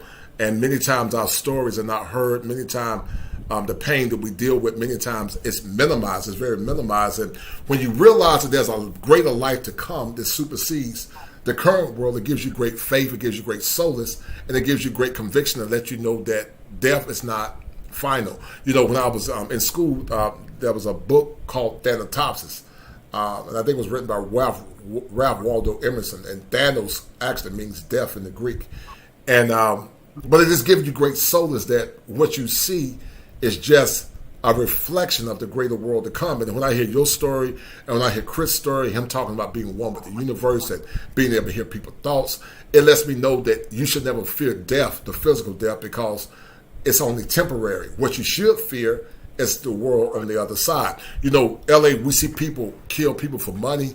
We see people cut people's throats for money and power. And, you know, and it's something to think about, that there's a greater world to come. And I'm listening to Truth Over Emotion. He said he had his first out-of-body experience when he was 6. So Truth Over Emotions, and also Devin Lockett, I'm going to let you guys tell y'all's story. I didn't realize so many people had these out-of-body experiences. You know, so this is a very good show, because I just thought it was Chris in LA. So actually I did the show because I wanted to see if other people had the same experiences too. So I'm going to have Devin and also Truth Over Emotions tell their story. But LA, tell the audience about the other stories that you had that were near-death experience. You said you had several. Let's talk about that. What do you mean by that? You had more than one. So I'm gonna keep it concise. Mm-hmm. So as a teenager, by accident, laying in the bed, wound up with what do people call it? Paralysis, like sleep. You know, your body is like sleep paralysis. And I just leaned into it and said, forget it, because I was like locked into my body. And all of a sudden, after a few, minutes or whatever, I saw, it's kind of like I sent it to the ceiling, and then over the house, and then up in the sky, and then in outer space. And then I wound up getting in front of this figure that was like a whitish fire kind of female. Mm-hmm. And I looked, and like it was reaching out towards me, not in an angry way or nothing, but it was just reaching out, and I just freaked out, like, what in the heck is going on? And just like that, I saw from space to earth to sky to roof to bed, bang. Oh wow!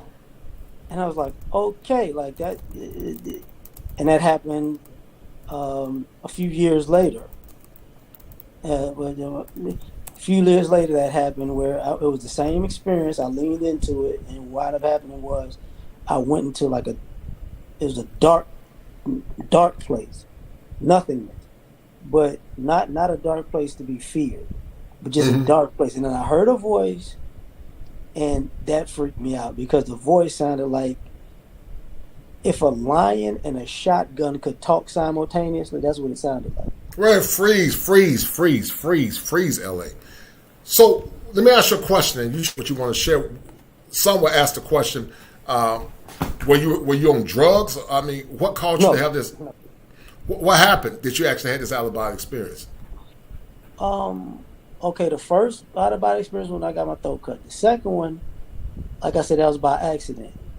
But it was just kind of like that paralysis thing, and I learned like over time so I just relaxed, I meditated, and then that ink block experiment that you have in psychology? Yeah, Rorschach ink block, yeah. Yeah, my eyes, if your eyes are closed, you can start, if you relax, you can start seeing colors, and the colors got bigger and bigger and bigger and bigger, and then I just started to kind of ascend in a sense.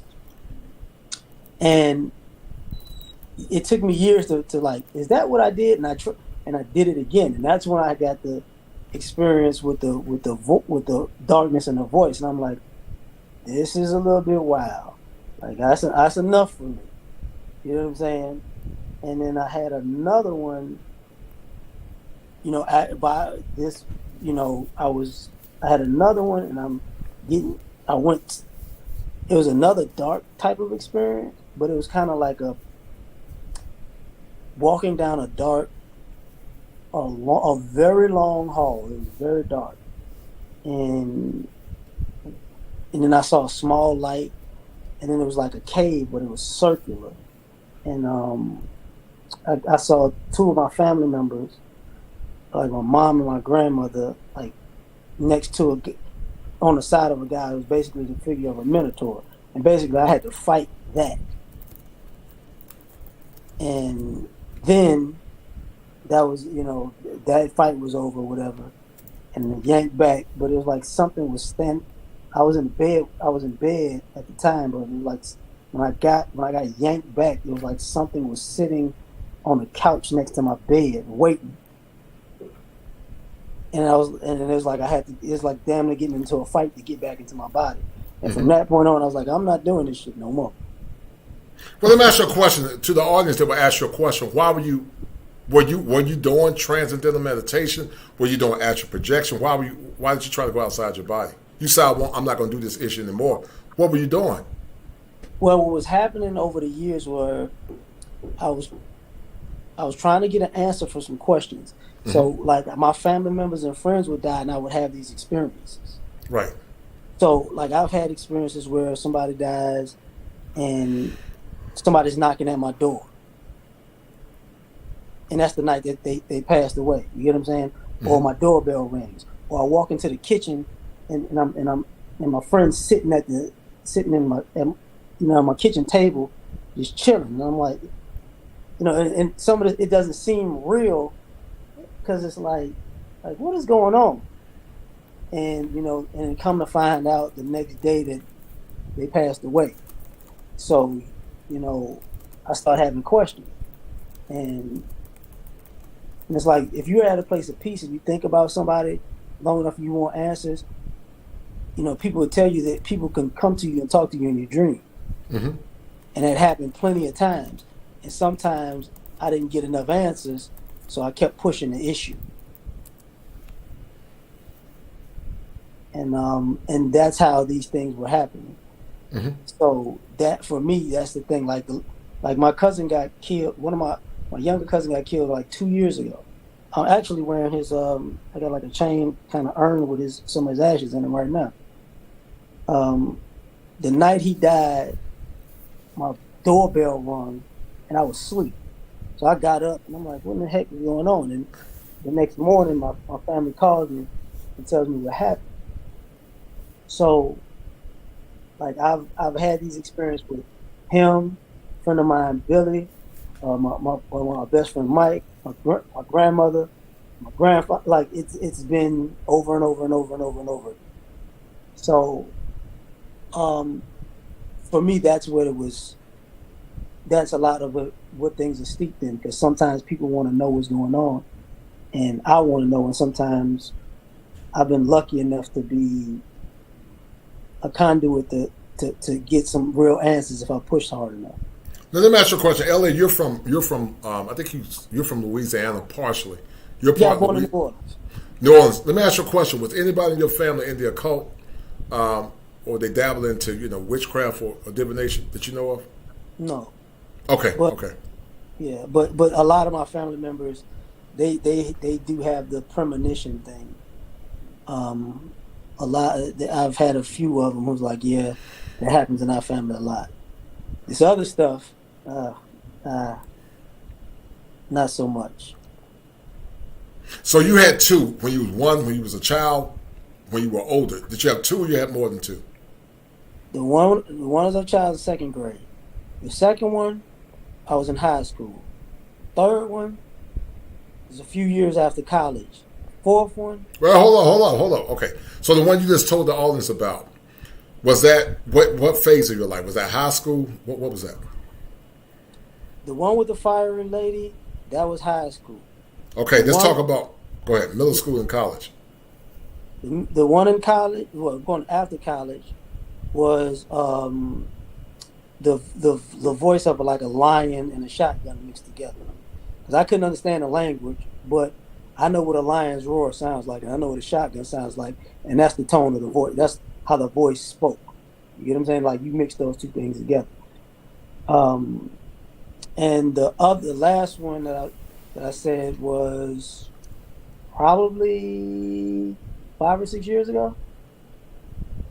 Okay, talk about it. What happened with the one 5 or 6 years ago? that experience came basically. I was at peace. I was at peace with my because I had a few experiences. I had one with my best friend. He kind of spoke to me in my dreams or whatever. He did. I had one with my grandmother, and then for a few years I just was at peace with the situation, and I was having these dreams of like being like, if anybody's seen the movie The Avatar, like being in places like where big leaves, big vegetation, like you living is very happy, it's free, it's floating, and that's and then I had one with my. I actually had another one I forgot about like a year ago with my granddad because he passed away, and when he passed away, I had this dream of him sitting in a it looked like a townhome from the outside, but when you opened it, it was like a huge mansion that just looked too stupid to be real. Mm-hmm. But he had a couch, and by his couch he had these dolls of his grandchildren, and they all had our names on them. But he was chill. So I forgot about that. I just thought about that at the time. But that last one, the one with the walking down the hallway, I was at peace. I was having all these peaceful dreams, and one happened where something happened. I just wound up trying to save somebody in my family, and I was fighting a lot of people. And then I had the experience with walking down the hall, because it was like I don't know what that was necessarily about, but the one thing I can say, the peace thing is real. Like, I wasn't afraid. Like, I think the fire related thing, I was young, I was afraid of that. The lion voice, I was afraid of that. But by this time in life, when I had to walk down that long walkway, I wasn't afraid. And having to fight that thing, it was like, this is some crazy stuff. Mm-hmm. And I remember the fight very vividly too. Mm-hmm. So it's to me, it's a warning to say what can and will happen. You know. Right. Narc, you hearing LA tell this story. What's resonating through your head? And I'm going to drop the link. LA, there have been many people in the audience that said they had, I just thought it was you guys. I didn't realize it was many. But a lot of folks had it as well. I'm going to drop the link, but Narc, when you're hearing LA's story, what's resonating through your head, man? Well, from my perspective, it sounds like it's a lot of spiritual warfare going on around him. It seemed as though when he heard that voice of the lion and the shotgun together, that's not a voice you can really explain, but I understand what he's trying to say. Well, the scriptures would call it like the voice of many waters. You know, like when the angel came in Daniel and he spoke to Daniel, and Daniel fainted because of his voice. You know, he sounded like many waters. So, I believe it's a lot of spiritual warfare going on around him. I believe that his family may be, they might have the gift. They might have revelation gifts. Like you look at the scriptures to tell you different kind of gifts. And I think they might have some revelation gifts, like prophecy or word of knowledge or word of wisdom, stuff like that. So I believe that's why he's seeing so much spiritual activity, because he has the gift of discernment. You know, he has the gift of discernment of spirit. So I believe that's, in my perspective, that's what I believe. But also, man, you know what a seer is, don't you, LA? You know what a seer is, right? Yeah. Yeah, and so some people say that a seer, it's really people that, like, if you die, that spirit follows you. You know, divination. They feel like it's part like a spirit of divination, a knowing one. And a knowing one is, some call it a familiar spirit, which in actuality is a demon. Not saying that's your case, but they follow people once they die, and they give them the divination or divine knowledge of things to come. But the fact, that's weird when you said you heard the voice of a lion and like a hammer or thunder, and then it was a strange language. Could have been Hebrew. That's weird, man. That it was all a combination together. But having these experiences, did it scare you? And to the people that are watching, some of you had near-death experiences too. Devin, if you're around, feel free to pop in. Hosea 4 and 6, you can pop in as well. The link has been dropped. I want to hear you guys' stories as well. With my man Graves, I know Alicia said she didn't want to tell her story, and I respect that. But I'm just surprised. Truth or emotions? Tell your story. He said he had his first out-of-body experience when he was 6. So, wow, a lot of folks have had them. I didn't realize that many people had them, LA. But knowing at least 4 to 5 people have had these out-of-body experiences, what confirmations are you getting from a spiritual perspective? It's not really a confirmation, because once you have them, you don't need to confirm nothing. Like, it's like, like, okay, it's just as pertinent as putting your hand on a hot stove. You know exactly what it is. Mm-hmm. As far as fear goes, the out of body experience I have in high school, I don't think I freaked out, because that was like a new. I'm like, what's going on? The voice though, that voice shook me. I was like, I don't know what this is, but whatever this is, it's real. You know, it could have been saying hello, but it don't sound like hello. You know, so but and the last one, no, the last one, I hate to say this, I really think like the last experience, like with the fighting, it really made me realize, and I hope people understand this when I say this. What Narc was talking about, of seeing yourself is different than you see yourself. In the spiritual world, you may be something more, vastly more than what you are as a person, or you may be vastly less from how I get. Like, don't assume that you are who you are when you ascend, because that might not be the case. Mm-hmm.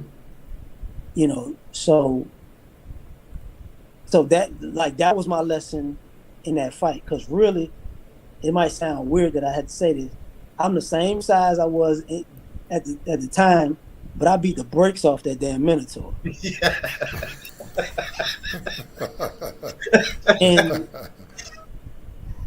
and I didn't know, you know, I didn't know to be afraid.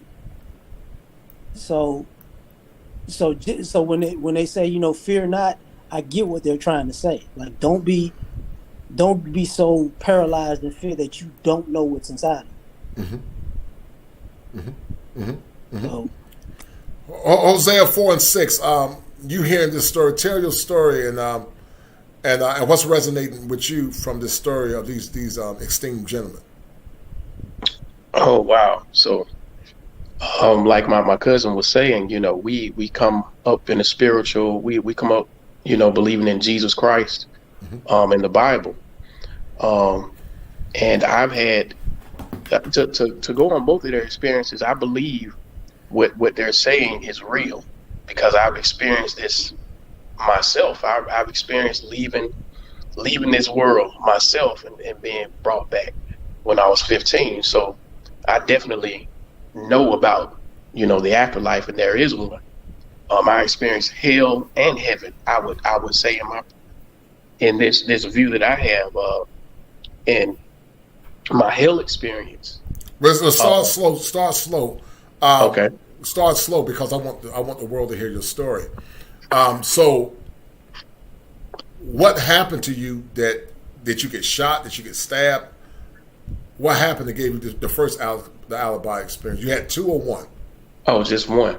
Okay, let's talk about the spiritual trip to heaven and hell. Let's talk about it. Okay, so when I was younger, I had a condition, and I don't claim the condition anymore, of asthma. And at that time, I had been very sick. I had been getting sick like back to back to back to back. And I went to a specialist, and the specialist told me that, and my aunt who I was living with, that, you know, something bad was about to happen, basically, because my lungs and everything wasn't working right. So that Christmas, I was really sick. And the day after Christmas, I was at Narc Perspective's house.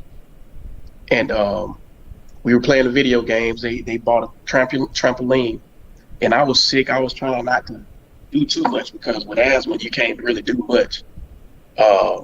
And we went outside. I jumped on the trampoline, and I just felt different. It felt like I had a car or something strapped to my chest.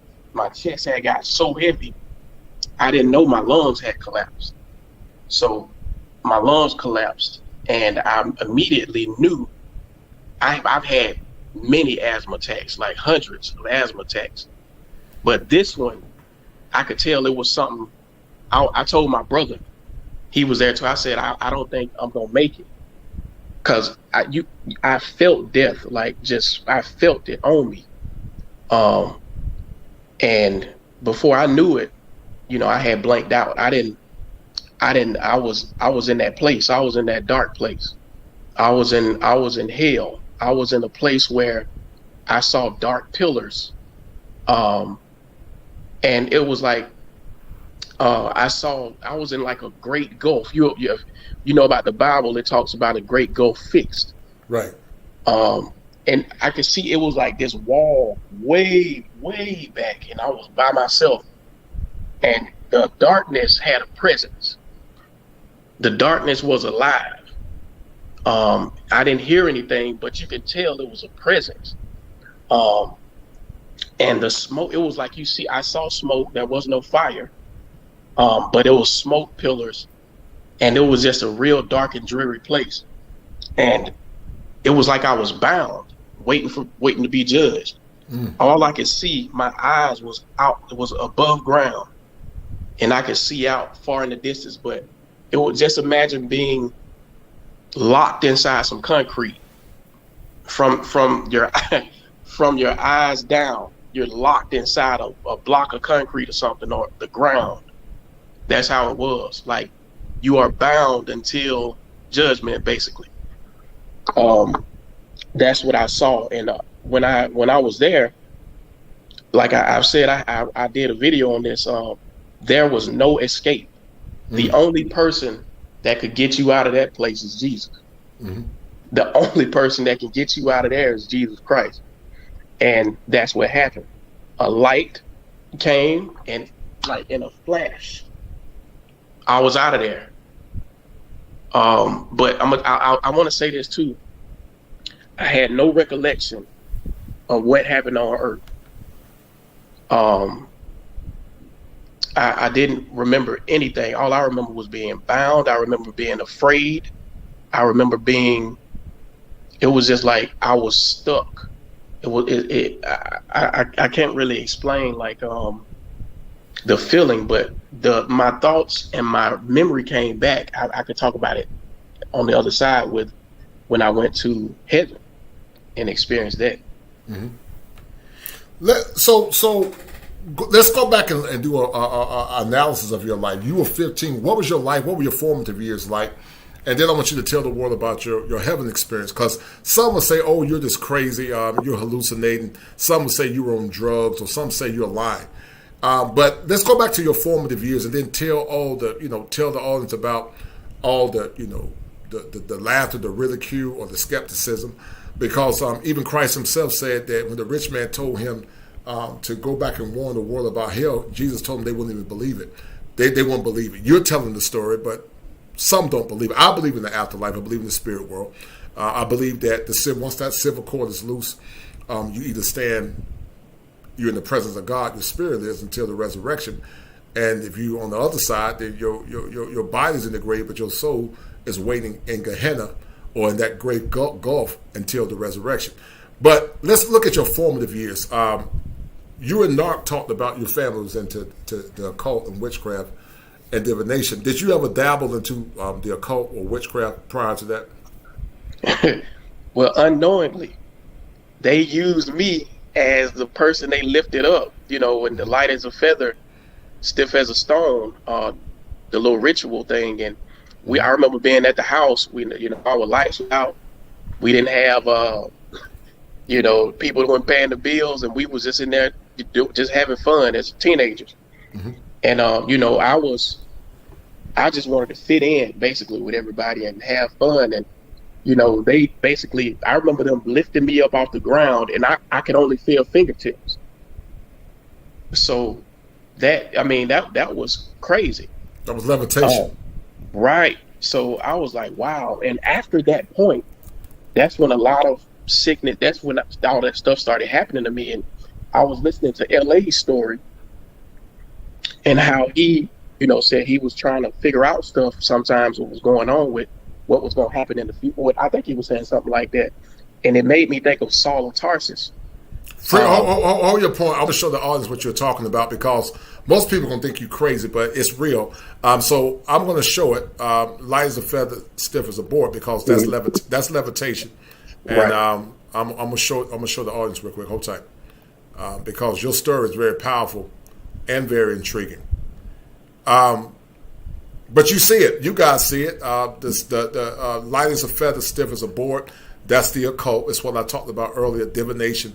It's an out-of-body experience. Some have out-of-body experiences. But when you were floating, did it scare you? Did it scare you when you went through it? I wasn't scared. I was actually, I think I was laughing during the time, because we were just thinking it was some fun, game. But when I look back at it, I'm like, whoa, we should have definitely been doing it, nothing like that, because that opens the door to so many other things. Right. Like a portal. Right. Right. So let's go back to your hell experience that you had. You said you was like you. So when you went, did you feel your body going deep into the earth? What was the experience like when you were descending? Well, I didn't feel a body. I think it was almost like my soul was trapped in that ground like that. I didn't have a body. I remember just having sight. And I believe that to be true, because that new body comes after judgment. And that's what the Bible says. We'll get those bodies for either destruction, or those celestial bodies. And I believe that only happens after the judgment. That happens after the judgment. So I think I was just told. Yeah, it's a resurrected body. But so how long were you in this dark place that you were talking about? You believed it was hell. How long were you there? It felt like eternity. There was no sense of time. Mm-hmm. So it felt like an eternity. It felt like I was there. I was in a coma for 38 days, a lifeless coma.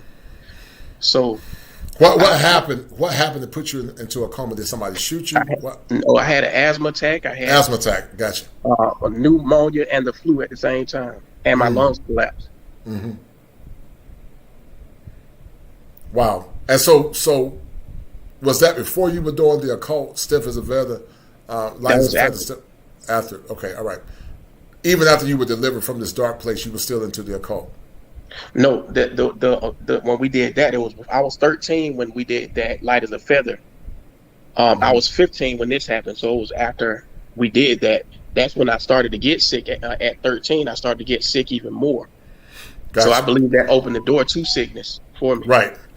So let's go back and let's talk about your story when you went into the presence of what you said, God. What happened when you was in this dark place for seemed like forever? Wow. So did you hear voices? Were you crying? Were people laughing at you? It was just a sense. I would say this: when you're not in the presence of God, there is going to be a sense of fear. There's a sense of unknowing, ignorance. Everything that God isn't, that's going to be hell. Everything that He isn't, you're going to be absent from. It's a total opposite of what God is. God is light. That place was dark. God is all knowing. That place, you're in ignorance. It's basically the opposite of everything that God represents. Mm-hmm. Okay. So let's talk about the heaven experience. What was it like? You said you were there, felt like eternity. Right. Tell the audience what happened after that. So after that, like this light came, and like I said, boom, I was out of there. I don't know if He sent angels to scoop me up out of there or what it was. I can't explain that part, because it's just like being translated to different places. So in heaven, when I got and I saw that, when we were like flying over this city and the streets were gold, I remember the tops of the buildings, and I had never ever seen what these domes and stuff, dome buildings with gold and all that stuff. Look, I never saw any of that, but it was like buildings with the dome. It was golden dome buildings, and I remember landing in front of this mansion, and I still didn't have a body. I remember landing in front of this mansion, And I remember this grass, everything there feels alive. Even the colors feel like they are alive. And it's the most vibrant that you've ever seen anything, any color. The green is green, the blue is blue. And in the midst of all of this, I remember this big tree, huge tree, wider than these buildings that you see downtown. It's so much that I remember. It's amazing. It was amazing. And I want to say this. If you're of the Christian background, you know the Bible talks about being in Christ. All the time throughout the New Testament, it talks about being in him. Mm-hmm. And I really felt what Jesus Christ felt for the earth, felt for me. It was, I felt what people would describe as agape. You feel the pain that he has because he knows everybody's not going to choose that way, that or love him or choose life. So you feel all his sorrow. At the same time, you feel all the love that he has, and the love that I felt was, you can't even describe it. You can't even describe the love that he has for you. Mm-hmm. You know, it's just out of this world. Like your body couldn't even hold it if you were in a body.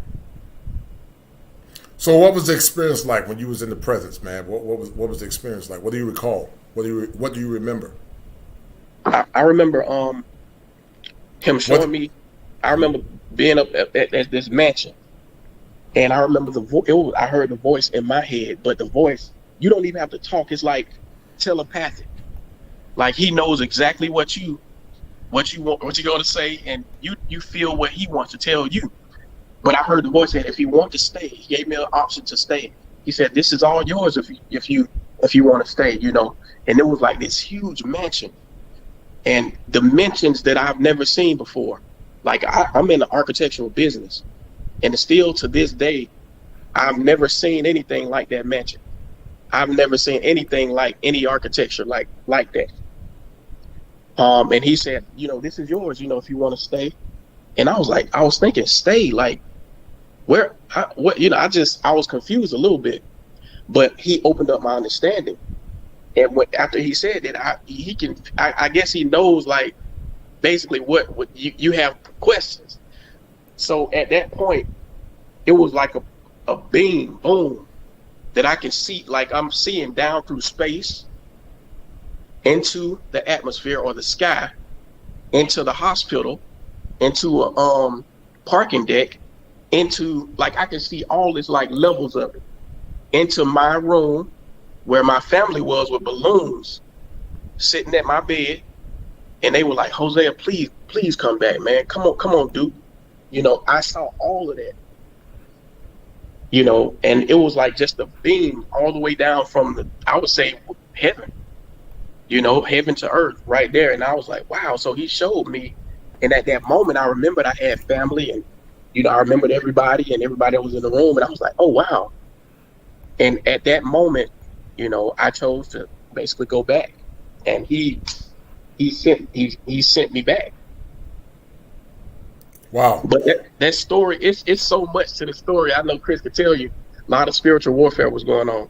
We'll talk about it. You Self Benjamin, how you doing, sir? How would you like to add to the conversation about the oculus, dealing with the divine or the unknown? How would you like to add to the conversation, brother? Well, first of all, I actually came into the middle of Hosea's story, mm-hmm. and I was just like, I'm enchanted by what he was saying, and I just mm-hmm. came in halfway through, so I'm actually gonna have to go back mm-hmm. and start from the beginning, because he was telling a damn good story, a better story than I could ever tell, mm-hmm. From my experiences dealing with it. You're saying so you had one yourself? Not no near-death experience, nothing like mm-hmm. that. Mm-hmm. I don't know if I would call it an out-of-body experience. I think a lot of people have had, I forget what they call it, where you wake up but you can't move your body. I think a lot of people experience that, but that's not necessarily an out-of-body experience. I think that's just waking up before your spirit waking up before your body does, or some other outside force, perhaps holding it down. I don't know what that's about, but I think a lot of people experience that. But that's not. That's pretty common. I think my story is a lot more. I think a lot more tame compared to Jose's. I'm like, wow, damn, all that. So I mean, I've seen some things, bits and pieces, not to the degree that he has, so which that's what captured my attention. I can say briefly, maybe 5 years ago, when I was really heavy into looking for a spiritual way or a spiritual path, I came across this couple that I met at my local mall, not too far from where I live. And I was just playing my guitar in the middle of the mall. It's a weird thing that I would do, but I just did it because I kind of like entertaining people in that way. And they just came approach me, and they came out of nowhere, and they started singing along to me playing the guitar because I was just playing acoustic. And then I found out later on they were Christians. And fast forward, I wasn't. And so they just kept talking to me. And I decided to give it a shot. So one day I decided to pray and ask, if this is real, if he's real, if Jesus is real, then give me a sign that you are. Let me know that that you're the real deal. So that night that I prayed, fell asleep, had a dream, and it was just like, it was so vivid to me that I actually drew an entire portrait of exactly what I saw to describe to people what it was, because visually that's the only way I can describe it. But real quickly, I was in a very, very dark, what people would describe as a hellish place. Very dark, very murky, very, I won't say hot, like people would think of hell as hot or an inferno, more like a feeling of like you're in a really dark, pitch black room that you can't find the light switch to, but you're constantly searching for the light switch, and you have a sense that there's something watching you that you can't see. Kind of like bats watching you. They can see in the night, but you can't. So that's what it felt like. So I was running, looking for a way out of this, what I perceived to be a hellish place. And I just heard laughing and screaming in the background, and I felt the presence chasing after me as I'm running nowhere, essentially. So eventually I got on my knees in my dream, and I start praying and saying, get me out of here, get me out of here. If you're real, I don't know where I'm at, I just need help. So next thing you know, I see this big portal just like open up, kind of like if you can imagine being inside of a sewer and you're looking out and you see a manhole and you see like some beacon of light, some glimmer of hope. So it's like this sewer kept opening up itself, and then the hole just expanded to the size of, I don't know, man, like the size of the earth. It was bizarre. And this giant hand, this hand, it looked like those big old hands that people wear at basketball games or football games that wear number one hand. That's the way I describe it. It was a giant hand that went down, reaching into this giant, what was at first a manhole became the size of the earth hole, reached down into this what I call the pits. I call it the pits. It felt like the pits. And I looked up and I'm thinking, like, how the hell is this hand gonna ever reach me from as far down as I am?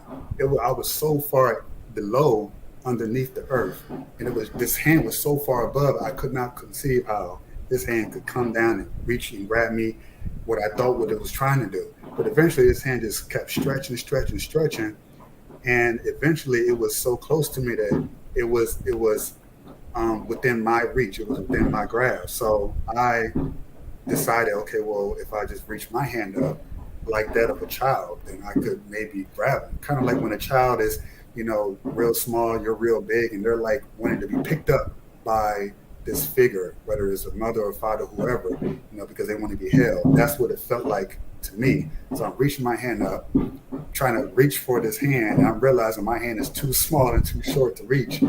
But eventually this hand just reached a couple of more inches down. It seemed like this giant hand. It was like a golden hand. And it finally grabbed my hand and it just held me, pulled me out of the hole, this giant hole, and slowly bringing me into this light. And it just got brighter and brighter and brighter. And then I woke up. And I'm not gonna lie, I was kind of pissed because I wanted to see what was on the other end of that light. So that's why when I was listening to Hosea talk, I'm thinking like, he was almost like finishing a part of the story that I wanted to see that I didn't get a chance to see. So I was like, damn, like that was, I mean, I got what I wanted, but I was like, that's where it ends, because it felt like the love was getting more and more intense. It was like I was in a really dark place of anger and bitterness and hate, and as he was pulling me up in, like he was pulling me into himself in a way. The love just got more intense and more intense, to the point where he mentioned agape love, Hosea, and that's like a very tame feeling of what it felt like. It felt like it was even beyond what we describe as agape, but that's the best we can describe what that feeling is, the closest to it.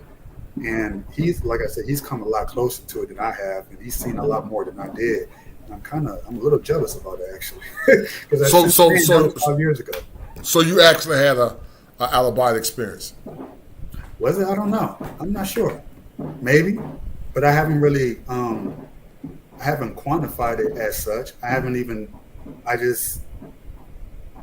done a lot of research into it. I haven't thought about it. Oh, this was an out-of-body experience. I haven't done any research about it. What I did is I simply, because I do draw pretty well, so I was like, okay, well, I don't know how to describe it the way you just described it, as right. Like OBE, or other people would say, you would just imagine. I don't know, but I just took what I saw and I put it to a poster board, because and even the size of the poster board didn't feel like it was enough to capture what I saw. But I think I did a pretty good job of it, and I still have it. And that was the last and first time I've actually had something like that. I've had many dreams since, but right. nothing to that extent. I'm going to ask you this question. We're going to sign off in a minute. How did it radically change your life? And LA, hearing this story, what's resonating in your head? So first, how did it radically change your life, Yusef? And then LA, what are you hearing? And then anybody else want to talk about that OBEs or near-death experiences, feel free to pop in for a few minutes before we sign off. But go ahead, Yusef, and then I want to hear from LA, and then we're going to sign off in a minute. Real simply, it showed me that there was hope. To what degree, I still don't know. Mm-hmm. I can't say much more than that. It just showed me that there's something more, and there's something greater, and that there is a God. Some people will quantify that person as Jesus, as Buddha, as Muhammad, whatever. But it also showed me that even though my path at the time was Christian, or a Christian faith, what I felt like at the time was that it mattered not to God which path anyone took, because what he looks at is the character. And I mean, Martin Luther King said it best, right? He focus on the content of people's character and not the color of their skin. And in this case, it's focusing on the content of people's character and not people's religion, or not people's particular faith or particular belief. He doesn't care about any of that. We care about it. Well, but he cares that we care. So that's why he's like, hey, great, you found a path to me.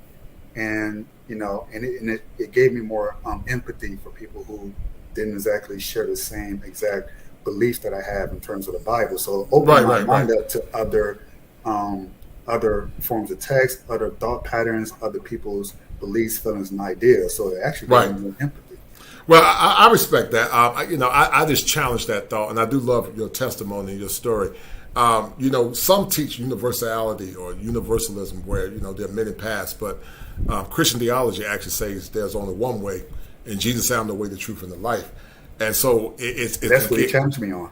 Right. That was the challenge. That was the challenge in the dream itself. It was odd because I was like, well, I'm looking for Jesus. He's like, okay, he's here. He's real. But it was more like God is looking for me. And Jesus was kind of like, Jesus was more like a catalyst for me to get to God. It was never meant for me to put all of my faith into Jesus, but into God in the same way that Jesus did in God. So he challenged my beliefs and my stance at the time that this is the way. And in the Bible it says, even Christ himself says supposedly that I am the way, the truth, and the life. No one can come through God except through me. But God himself challenged that about me, which was difficult, because after coming out that dream, I was like, nah. I was like, I didn't believe it for maybe a year.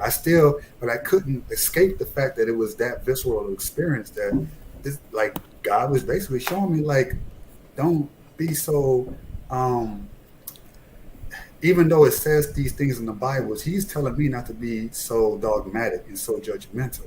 And I'm thinking, like, but didn't you say this in the Bible? It's saying, and he's like, yeah. So in the way Hosea was describing it, there wasn't this conversation I'm having with you back and forth. It was more like an impartation, almost like a download of information suddenly, like boom. It was like da-da-da-da-da-da-da. And so that's how it came to me. So it took me a year to unravel a lot of the things in Revelations he gave me in that single dream that it didn't even feel like a dream. It was just bizarre, man. But it took a while for me to unpack it all. Right. He was trying to tell me. So that's all I can get from it. But prior to that, I thought the exact same thing as you said. I thought the exact same. I talked to a lot of Christians today. I still fellowship with them. I still have a deeper connection with them because that was my beginning. But I also get a lot of information from people who actually are atheists as well. People who are homosexuals, which I know that people say, I've learned a lot of love and empathy from them.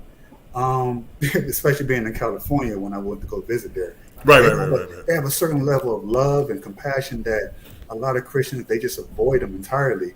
You know, they say they love them. So it's like little things like that I used to be that guy, you know. But it says in the Bible, homosexuality is hate the sinner, hate the sin, not the sinner. And so God checked me on all of that in a single, I guess, a 3-minute dream. It's bizarre. See, the only thing about that, and then we're gonna go to a more salient topic. And I respect your honesty and your, you know, the gospel said that Lucifer is an angel of light and he is a deceiver. And the thing about the gospel, God's word will confirm itself. It would never contradict itself. And I'll leave it at that. But I love your testimony, man, and thank you for sharing. And I appreciate your insight, Yusef. I respect you, Howard. I would love to talk with you one-on-one as a man. You and I just talk as men and share our stories, but I do respect your position. Ellie, real quick, man, what are you getting from this conversation real quick, brother, and then we're going to sign off in a minute. One of the things that I'll say is this. I don't think, like, people don't realize, from my experiences over the years, that, I don't know what that is, but Jesus is constantly working. Like, from my experiences, from what I've seen, and even particularly with the last thing I was talking about, my grandfather, when they say Jesus is a carpenter, I don't think people think about it in the sense of the mansions that they're talking about. That's him. Like, Jesus loves you so much that he's really building for you while you're here. Right.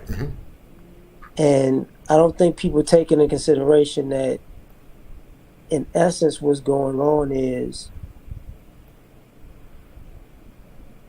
heaven is preparing a place for you, and you might be choosing to go the opposite direction. Yes, sir. Respect.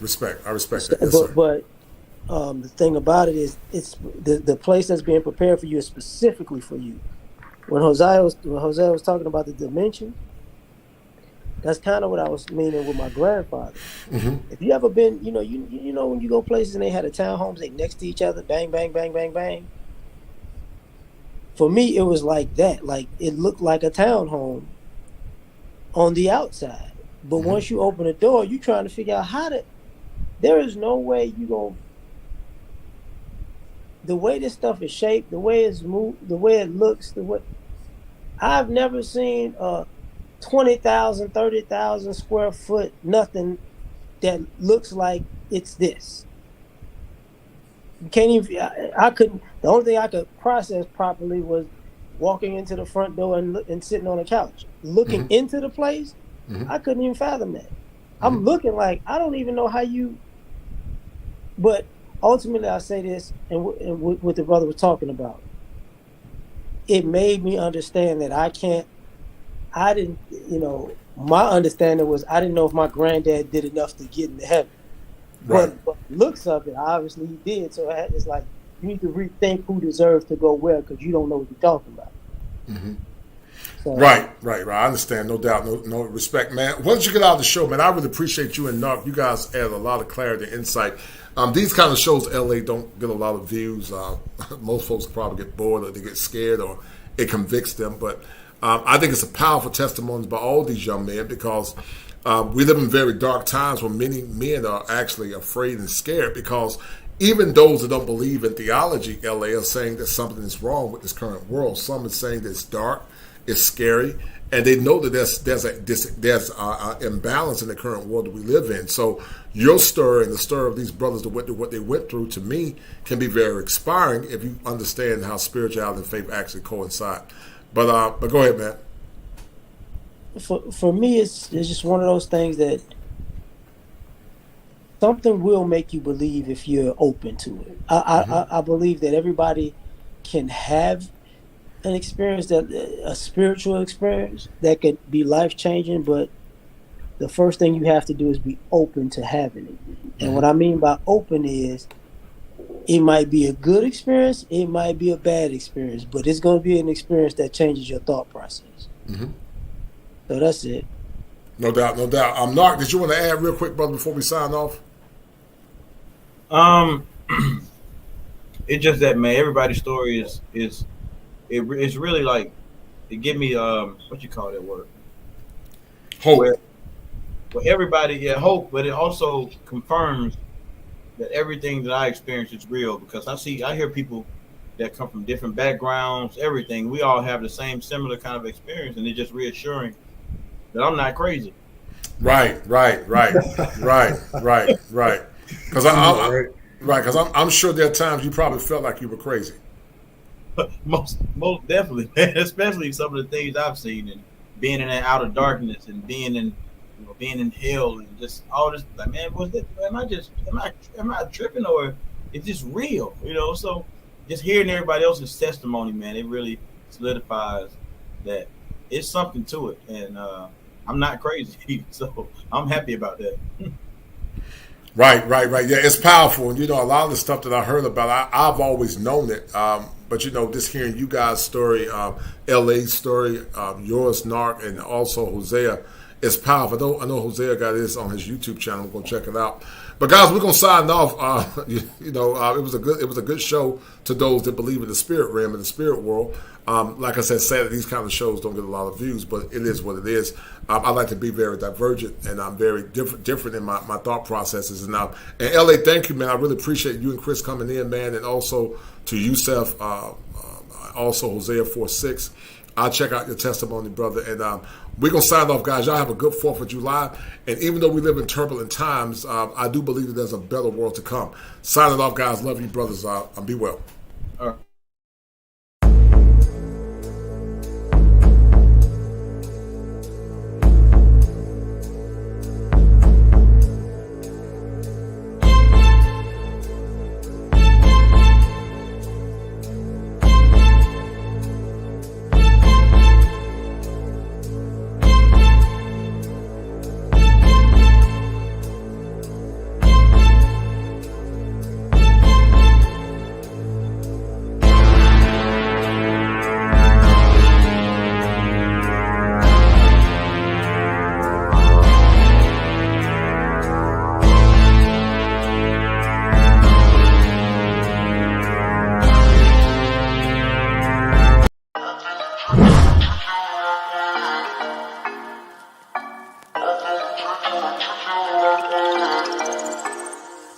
In the morning, you got me up, all cause you need to talk. To 4 in the evening, wanna break up, say that you've had enough.